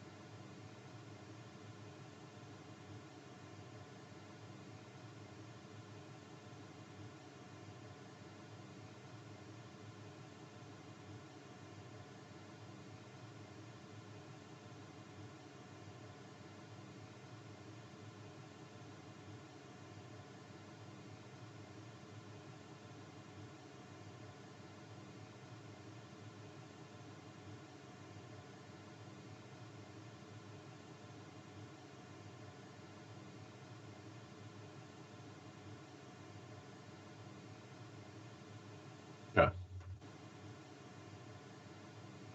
And who's attacking where on your side? Just who's allocated where? The only thing I think the only ground attack is he's getting the 33rd is going after the 33rd, as it turns out. You're 4, and I think he's going to bomb the other 2 spaces. I'm guessing. Okay. All right. Are you giving any air support? We'll see. I haven't seen. What do you have? 5 units? Are you air supporting B or just A and C? Right, but nothing in B. B is just going straight in? Yeah. It's fine by me. Yeah. I think it's a good move. You should let it ride.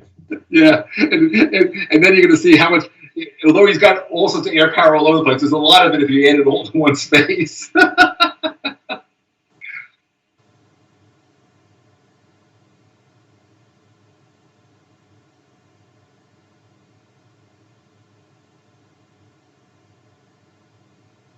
You sure can. Yes, you can.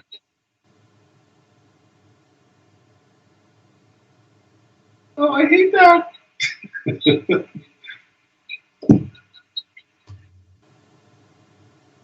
Well, this level, this is why one guy once wrote me a letter years ago, and it was actually, I think it was really about For the People, but I think the same would be said here. He said, I had to stop playing For the People because I couldn't handle the stress anymore.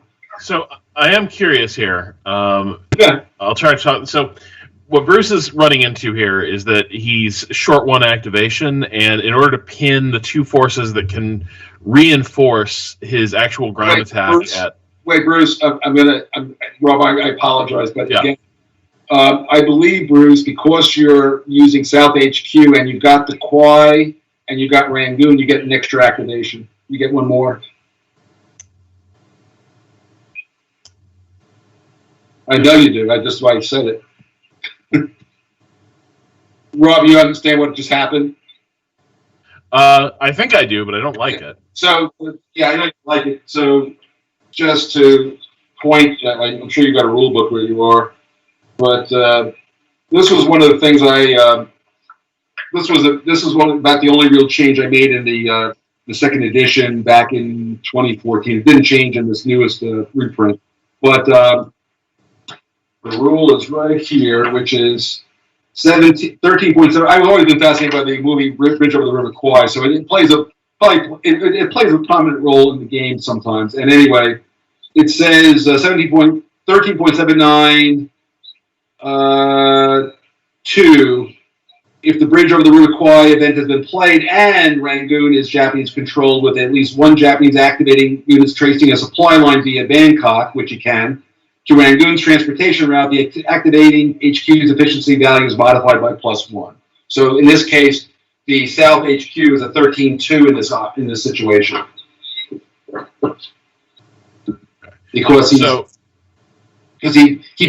this scenario, all of the things that happen historically, they have a port, they got this, they committed horrible war crimes on the Bangkok to the Bangkok Railroad there. This is the Bridge Over the River Kwai story. But it's a true story. It's a horrible story, but he gets the benefits of that logistics improvement in infrastructure. That was really the thing I added in the second edition. I put all this, all this stuff in the first edition was already here, and there was too much activity in Burma early in the war because there was this huge engineering effort here. So I reflected that in the second edition. So now the dynamic that we're seeing here is that Bruce is kind of doing the entire ground offensive on a shoestring, because he couldn't move all his reinforcements up into attack position on this turn. But he does have a good chance of breaking through with my weakened 33rd corps in Impal. But to do that, to make sure I couldn't react in there with the many other land units I have surrounding that space, he's launching air attacks that will pin down units in their battle hexes. Right. So now he's basically, in any other war game, you'd call this air interdiction. He's interdicting all roads, and he's slowing down your movement, so you're not reacting fast enough to make a difference here. All right, let's see. All right. You passed. All right, so that was a 3 card. Yeah. All right. 4 activations. All right. So the guy that you want to try now, he put a 2-step unit in there, but the guy, you see, as long as the 27th, well, it doesn't matter as long as you put air that survives, which shouldn't be hard, into the B battle. He's got a -2 die roll, which is what you need. You needed to screw up with a half result. So you just got to make sure that an air unit survives in the B battle. The other 2, you just want to make sure you don't get hurt by, the bombers. Right. So this seems like an ideal case for throwing the 14th into the regular the non-LRB 14th. You mean? No, I was listening about the China box 14. Oh yeah, you could use that guy just as fine. Yeah. So activate him. Activate him.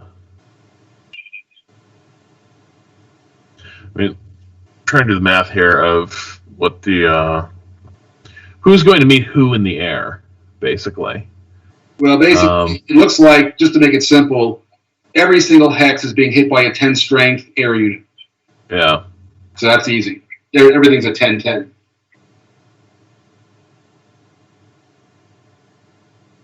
So if you're going to mass, you want to put 20 somewhere, hoping for the 1X result. But you know that if Y result, you'll still hit them. I could send the Indomitable in there, couldn't I? Yes, you can. And it's also got a defense strength of 12, so unless he gets a critical hit, you'll be okay. All right, let's get the...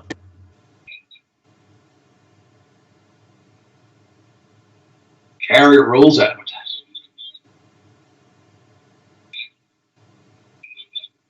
All right, so that's going to be at Akyab.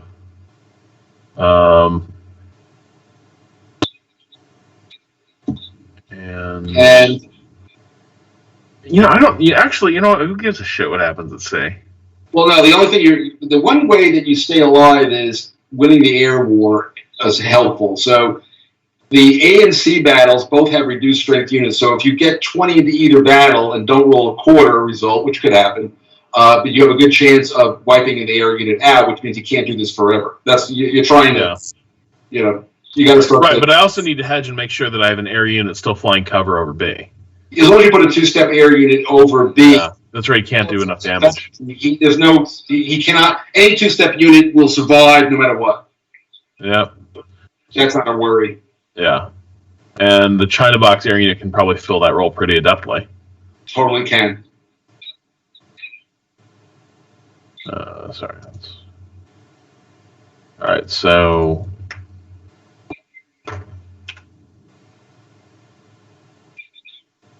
And...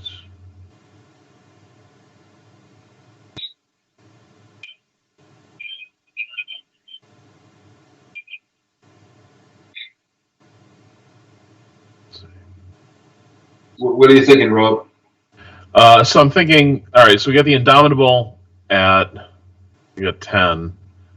Right. Single step. But again, we need to think about like half damage. So I'm thinking if I throw the SEAC Air Force in at A,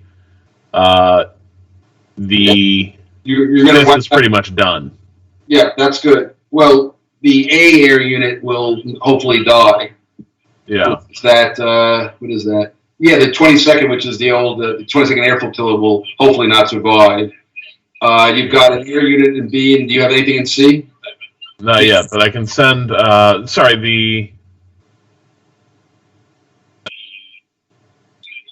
I think I wanted the China box to be in C. Yeah. Okay. There we go. And then technically he'll fly to draw hop to do that. And the 14th, you can throw it into C. Doesn't really. Does that get me anything? I don't think it. You can always get a critical. The issue is, in case he rolls a critical hit, he won't hit the Chinese air. The Chinese arm he flipped. Yeah, might as well. Well, he's got it. So actually, hold on. All right, so this guy's going to B. Sorry, this guy is going to B. This guy goes to C. There we go. I think that's our. Yeah, you got it. And sorry, SEAC is misallocated there too. Hold on. Yeah, really. Okay, well we know that. Yep. There we go. All right, there. Now we're all. So the first dart will be A Japanese. Yep. 4 half result, so no damage. Now Rob rolls in A 3. +1. No, you don't have any. Remember, you're going to add 1 for the U.S. ones, but there's no U.S. in that battle. So it's a 3, which is a half result. So you will shoot them down. Kills them. Yep. So that air unit's dead. Okay. Moving along to B. You've got. Okay. So you're adding 1 to the die roll, but you have to get a critical hit. You have to roll a 9 9s. You have to roll a natural 9. So. Okay. Okay. Let's see you doing various housekeeping things. So next is going to be B, Air Battle Japanese. 6, so he's going to score 10 hits. I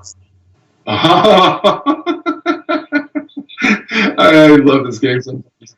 So, believe it or not, so the first thing people go, now here's what I always hear, Bruce and Rob, B-17s can shoot down Japanese planes. I agree.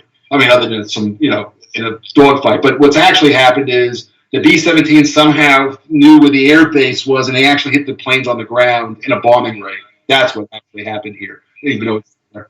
But you have to have an imagination sometimes. Anyway, nice roll there, Rob. Now, sea air battle. Japanese roll first. According to the rules, yes.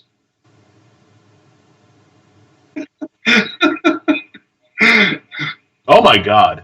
Oh, he's just on a.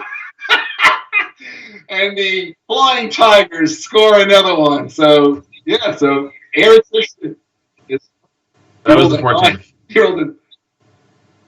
They weren't. Somebody was in C. The C guy is dead. It's whoever was in C. Yeah. Just died. The third air divisions got killed. So nice rolling there, Rob. Now, unfortunately, that's the die roll you needed for the ground battle. So we'll see how that goes. Okay. So now we are up to the ground battle of B. So let's see how that goes. So this is Japanese battle B ground. Oh no! Oh no! Oh, I love the dice. Okay. And a 2. So this was again. I think you guys bounced off each other. Yeah. Oh my God, Bruce! I tell you, you had good card luck with the weather. So this was the game I had last time. By the way, this is the flip side. This is like odds equalizing over many plays. Yeah, but dice equals narrative in a war game, right? So here's the narrative. Okay. So Rob, so again, remember my thing about time compression. So clearly, the Japanese are pulsing in the CBI, and so the question is, do you go back to the South Pacific? Now we're at the point. I just want to bring up one simple point. You've got 5 cards. You've got still have your future offensive card, and Bruce has 4 cards of your 5 cards, so you're going to go last, I guess. Oh yeah, but I would say that remember the card you already showed him, Rob? Tarzan. Yeah, it's a good moment to use it. Remember, you're going to get it's because of the Chinese units being on the board. It's the only place you can use it as an event. So, and I think that getting a Chinese unit into Imphal with the double strength Chinese unit is going to be of some advantage to you, and then getting those other 2 Chinese units into Michina is going to give you, it's just going to complicate the situation some in your favor. Yeah, that seems like the. Well, I got to do something because the thing is, while that went really well for me, you can't count. Bruce has a load of infantry, and he's not done yet. Although now he's got 1, 2. He's got 4 full strength armies now in theater, so he's starting to get. We're closing in on 1-to-1 odds here. Yeah. All right, so we're gonna have to play Tarzan as an event. Okay. That's gonna activate out of SEAC. All right, and that has logistic value of 4, so it's gonna be 5 activations. Only ground and air, one of which must be Chinese army. And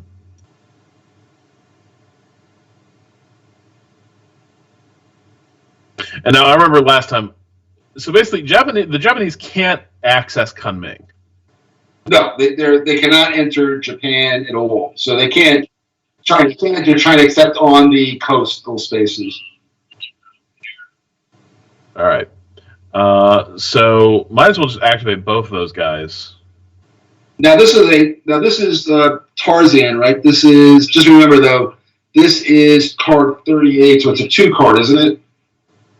Yeah, so you'll be able to move them one step forward, but they won't be able to get them in the Michina because it's not a 3 card. You need a card for that, just to be clear. However, the Chinese army in Lido can get into Imphal. Right. Well, I could do. Do I do an entire? No, that's spreading myself too thin. I was wondering if I do a shuffle step here, where I have Chinese units advance along the Burma Road. Right, which is fine. Which means you can get them into the battle soon. Right, and then I sneak somebody into Mitkina. And then I can shuffle somebody into Imphal. But at that point, I've got a thin line. At that point, there's so much about to come down on me. But if you want to, I mean, it doesn't really do you much good to take control of Michina, really, unless you can play there. So I don't think there's no victory condition that you're going to score for that. Yeah, I can move them in a second. You're right. So you're right. The Chinese unit going to Imphal is. Oh, and one other detail: the Indomitable had the reaction PDM out of there. Oh, yes. That's not there. All right, so they can also retire too. There. There you go. Sorry, I forgot that post-battle move. And the only other thing I would consider how much air power you got around here? Given that you've got the Indomitable and the Wars Fight now, I would move the 10th Air. I would put an air unit in Akyaba as an actual air base. Imphal is not. I'd put an air unit into that space just in case, he got a lucky die roll and he bombed those guys. Those are your 2 full-strength core. That's true. Well, let me hold on the map. So there's an airbase in Akyab? I believe so. Yeah. Yeah. It's from memory. So, but yes, there's a. Yep. All right. Cool. You're right. So that's a case where I can probably just toss. That seems like good.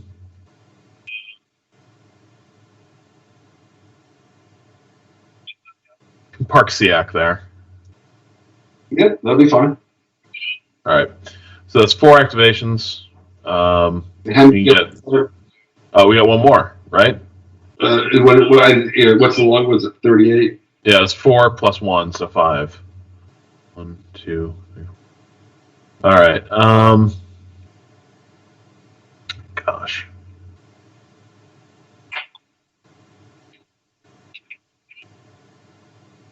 Well, then the question you want to ask yourself is: so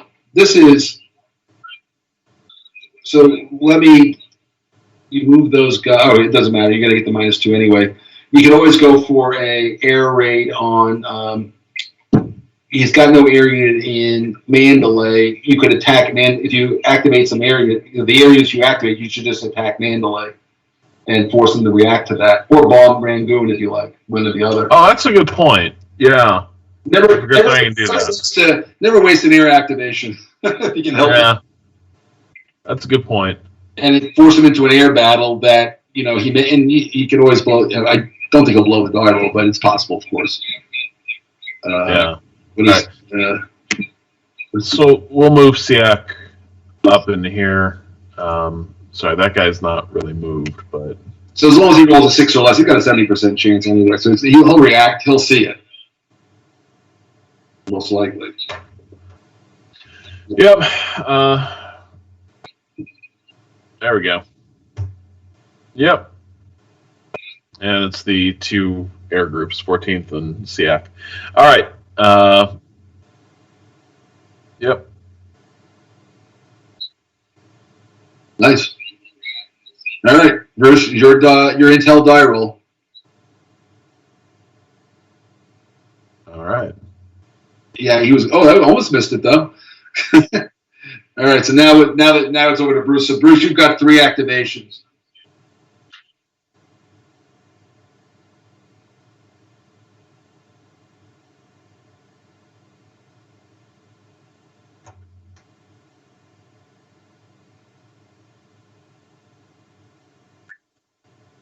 You just got to throw somebody in there so he doesn't get lucky.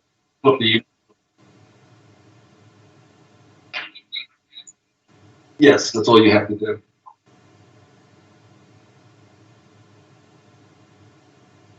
It's on a 2, so I gotta look up here. No, yeah. Well, see, this is where he's starting to bleed off your air power in the area. So your offensive, you see, Rob, how air power is very important here. Yeah. He's down to one plane, I guess, right? Is that right? One plane? Yeah, that last area. Yeah. So, yeah, so your planes are what's going to be, and your battleship and your, carrier all of a sudden matter.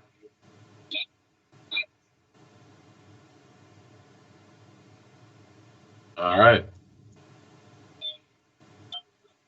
Oh. That was not going to do anything. All right. So, All right. So no harm, no foul. Yep.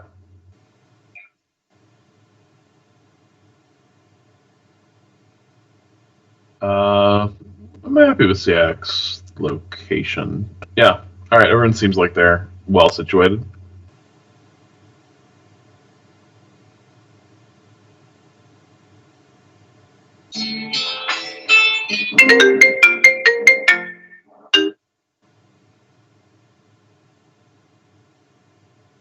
Yeah.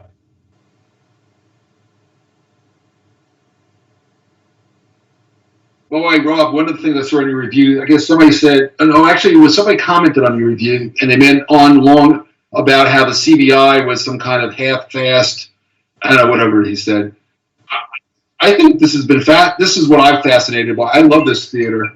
I just find it fascinating what's going on here. There's a real action going on, which I think captures the theater, but that's just me.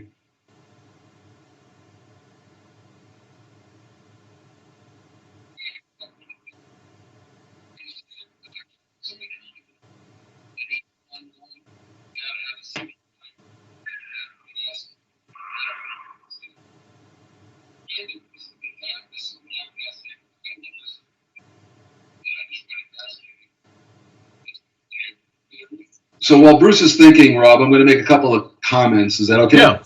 Go for it. So if this is the last card play, so let me just sort of, while he's figuring out, he's going to obviously launch another attack in the CBI, I'm guessing. Yeah, there you go. I see the action. So you've got 4 cards left. And the thing that's interesting is, so believe it or not, even though the Japanese are having a heck of a time in the CBI, he's likely to score a bunch of victory points for 2 things. One, you're not set up, or you'd have to use a card to set up an attack on Atu Kiska, right? So he's going to score that point likely. And because of his causing you to really, and I think appropriately, fight hard for the CBI, which I think was exactly what I would have done,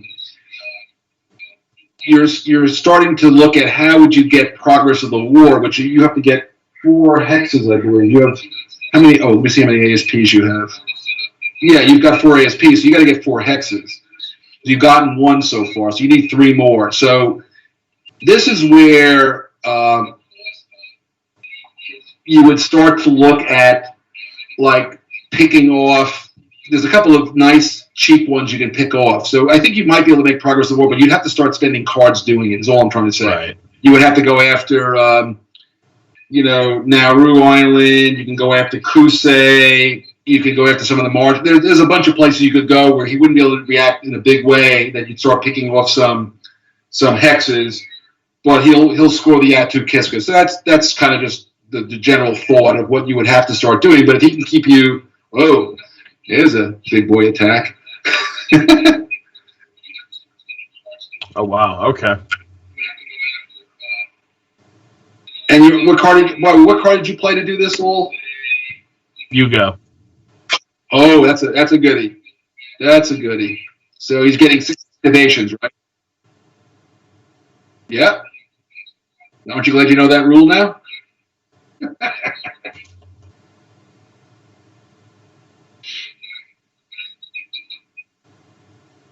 All right. Well, this is going to be exciting.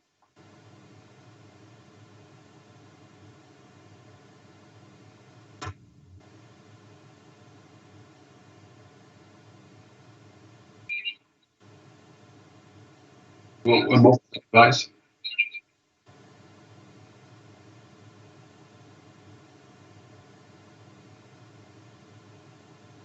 Yeah.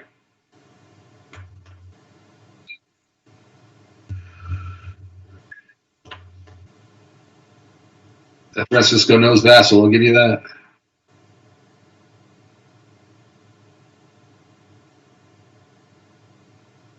So you're only giving air power to one of these? Oh, no, you got two airplanes. I see another plane. Yeah, I see both planes.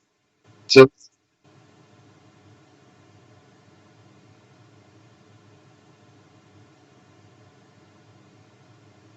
oh, he's just there. Got it. All right, so Rob, you already got an air unit in Akyab, so you don't have to do anything to protect those guys. They're protected. So I would probably spend whatever activations thinking about can you get a. So yeah, let's roll the die first. Yeah, let's see how this. Yep, roll the 4. Yeah, he's good. So we're good. So this is a 3 card. What was the card you rolled? Yeah, so you got 4 activations. So I could still send another air unit just to make sure that the. Yeah, you can kill the 27 for sure. Yeah, well, I mean, not if I roll a quarter. That's the thing. I do want to hedge against. You could roll the carrier in there just to get the 10. Yeah. And then, but the other opportunity is the attack on infall is without air cover, right? Right. So I would throw every freaking plane.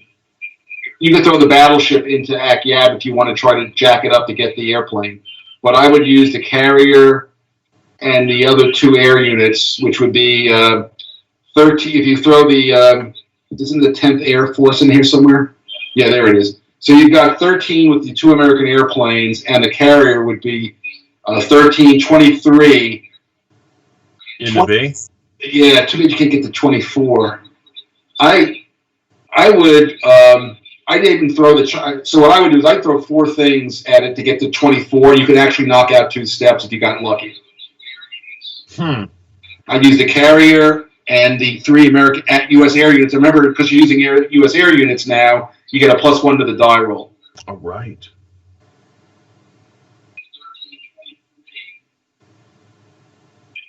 Yeah, I'd throw the whole thing at infall and try to, pull a rabbit out of the hat here. And just let the SEAC air group fend for itself. Yeah, it'd be fun. Yeah. But that's a good point. Yeah. Okay. Massing your air power is, I think, underneath there somewhere. In DACA. Isn't it in DACA? Yeah, I got it. Yeah, got it. Okay, good. There we go. All right, so we're ready to roll some dice here. So first it's the Battle A air powers, which is 10 on 5. So just first it's the Japanese roll, then the Allied roll. Japan does nothing with it. Oh, so the SEAC managed to shoot down the 27th.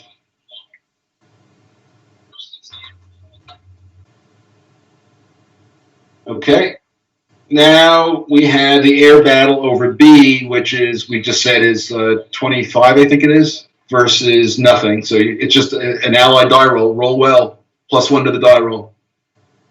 Oh, there it was. Oh, wow.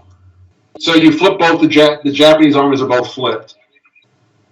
That's gonna leave a mark.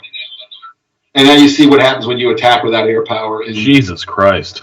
Without empire. And well, he actually had at least a 50-50 shot on one edge. It's okay. Bruce, he had a 50-50 shot because of the +1. So, but it wouldn't. The 9 didn't matter. Yeah, but it was more impressive, of course. All right, so now we've got a ground battle, which is 15 to 18. It's not going to. It's still. So now the first die roll is the Japanese combat, but it's -2 to the die roll. There's only a. Oh, we're in A first. We got to do it in order. So it's A. No, it's A. It's A, so it's 36-32. Oh, the Japanese finally scored. There you go. And Oof. the Allies do not. So you got a 7. It's Jungles. You got an 8, so it's 1.5 anyway. So it's 36, and half again is 18 is over 48, though, right? So both Allied corps eliminated. The SEAC will make an emergency move.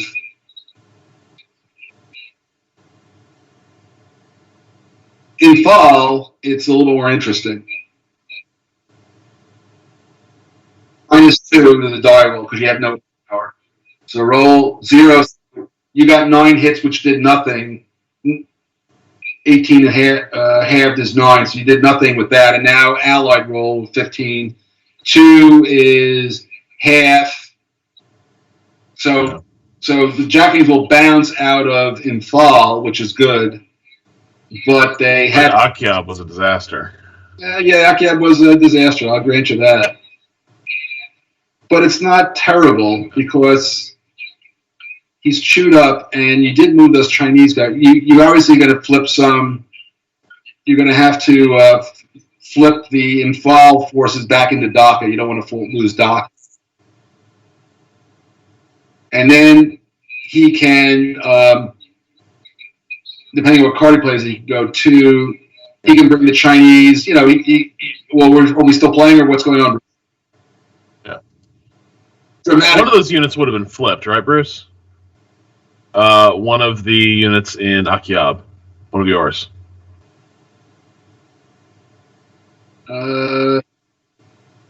It's 16. You flip one of them, yeah. Yeah, so it was half 32, so I did hit a 16. Yeah, one of them got hit. Yeah. Yeah.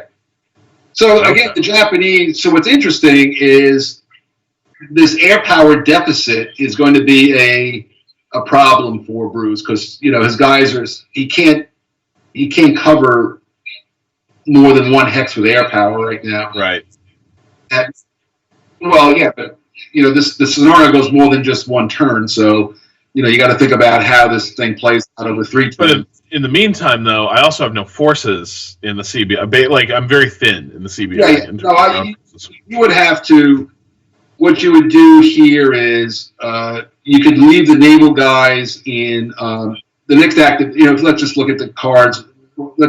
If you were going to you have to deal with this, right? And I would, if you look at your hand, Rob, I would play the card to the far left of the 3 that I can. Right. Operation Iceberg. Yeah. So if you played that, I would send the SEAC. By the way, the SEAC air that is in Dhaka. Yeah. I would have PBM'd it to Calcutta, not to there. Okay. So now what you would do is you would activate the 10th Air Force and fly it out of there.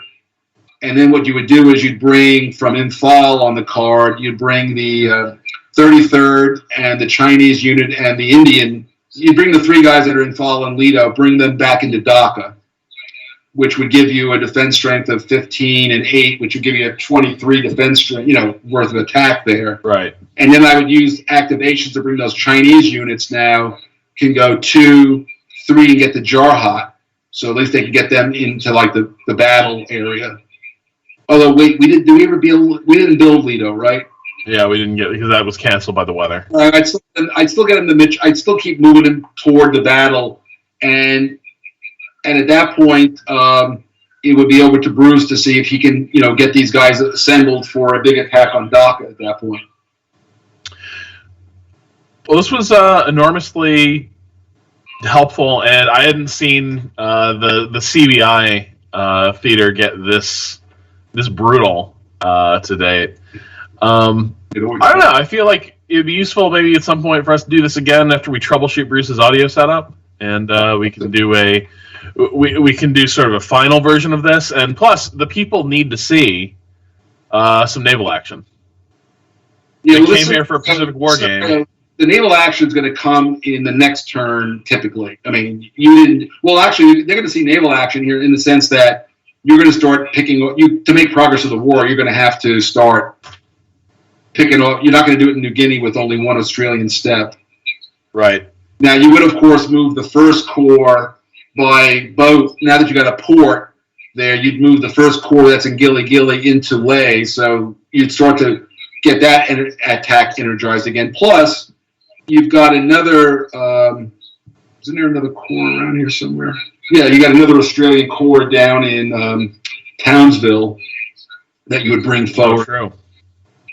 And so for the Allies to make progress in the war, you would be looking at taking Madang, Nauru, Kusei, and then one other space. And then the question is going to be, and I would say that because of the horrendous losses, Dhaka is a problem, but it's not like a life support problem. I'll use that medical thing, right? Yeah. It's a situation where he's taken so many air losses and so many ground losses that, next turn, you're going to be able to you'll use replacement steps to bring back forces into Calcutta, even if you lose Dhaka, and his ability to cause an Indian surrender. But if he can hold northern India, he's scoring 1 point for each space of northern India, right? That's 5 points up there. Right. And I think isn't there a bonus for holding all of them at the end of the game? I think. Yeah. And then on that, and if you never take back Dhaka, he's potentially going to get points for India becoming more unstable, but that's rare. Usually Dhaka, I suspect you would take Dhaka back at some point and he'd score 4 points up here. But he's going to get a point for Atu Kiska. So, this is a game that's very much up in the air. I mean, I wouldn't even think about, this is not even callable. There's nothing to call. Yeah. I mean, this is a very hard fight to come here, which is what this scenario always promises and delivers in my mind. All right. Well, thanks to everybody who stuck out the audio issues, and we will troubleshoot how all this worked and figure out when our schedules can sync up again, and hopefully pick up this game. I think it would be good if can we pick up this game from where we next time? I'm game for saving it. I think this is an interesting place, and it's got an interesting narrative. So next time we can sort of pick up from here, and just remember that it is my turn next time, right? It's my card. Yeah, well, so I'm going to be in the East Coast after tomorrow. I'll be in the East Coast, so I don't have to get up so early. Appreciate it.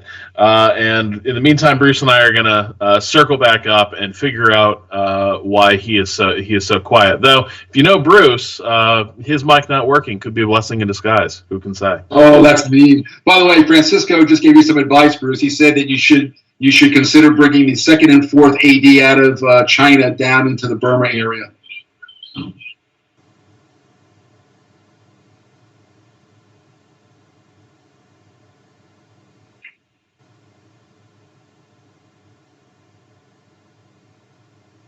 Well, again, yeah. Well, that's again the story of this particular playthrough so far in the CDI is tough British, Commonwealth fighting held off many Japanese attacks, and the air power just decimated the Japanese air power there. So you need without reinforcements. This is going to be a rough go for you. Air power matters in Empire of the Sun. All right. Well, till next time. Well, a pleasure to finally get to meet you online. I hope. Where do you live, by the way? I live in northern Massachusetts, so I'm Boston area, but these days I'm up around Lowell. Okay, I actually I'll be in Harwich for most of August. We have a family house down in Cape Cod. Oh wow, okay, that's love to. Oh yeah, I'm sure that'll go well. Well, all right. Like anything, but I'd be happy to show you some tricks. Yeah, absolutely. All right, Bruce, want to sign us off here? Well, I mean, I'll be signing off for Bruce, but you're gonna have to turn off the stream. All right. Thanks for watching, everybody.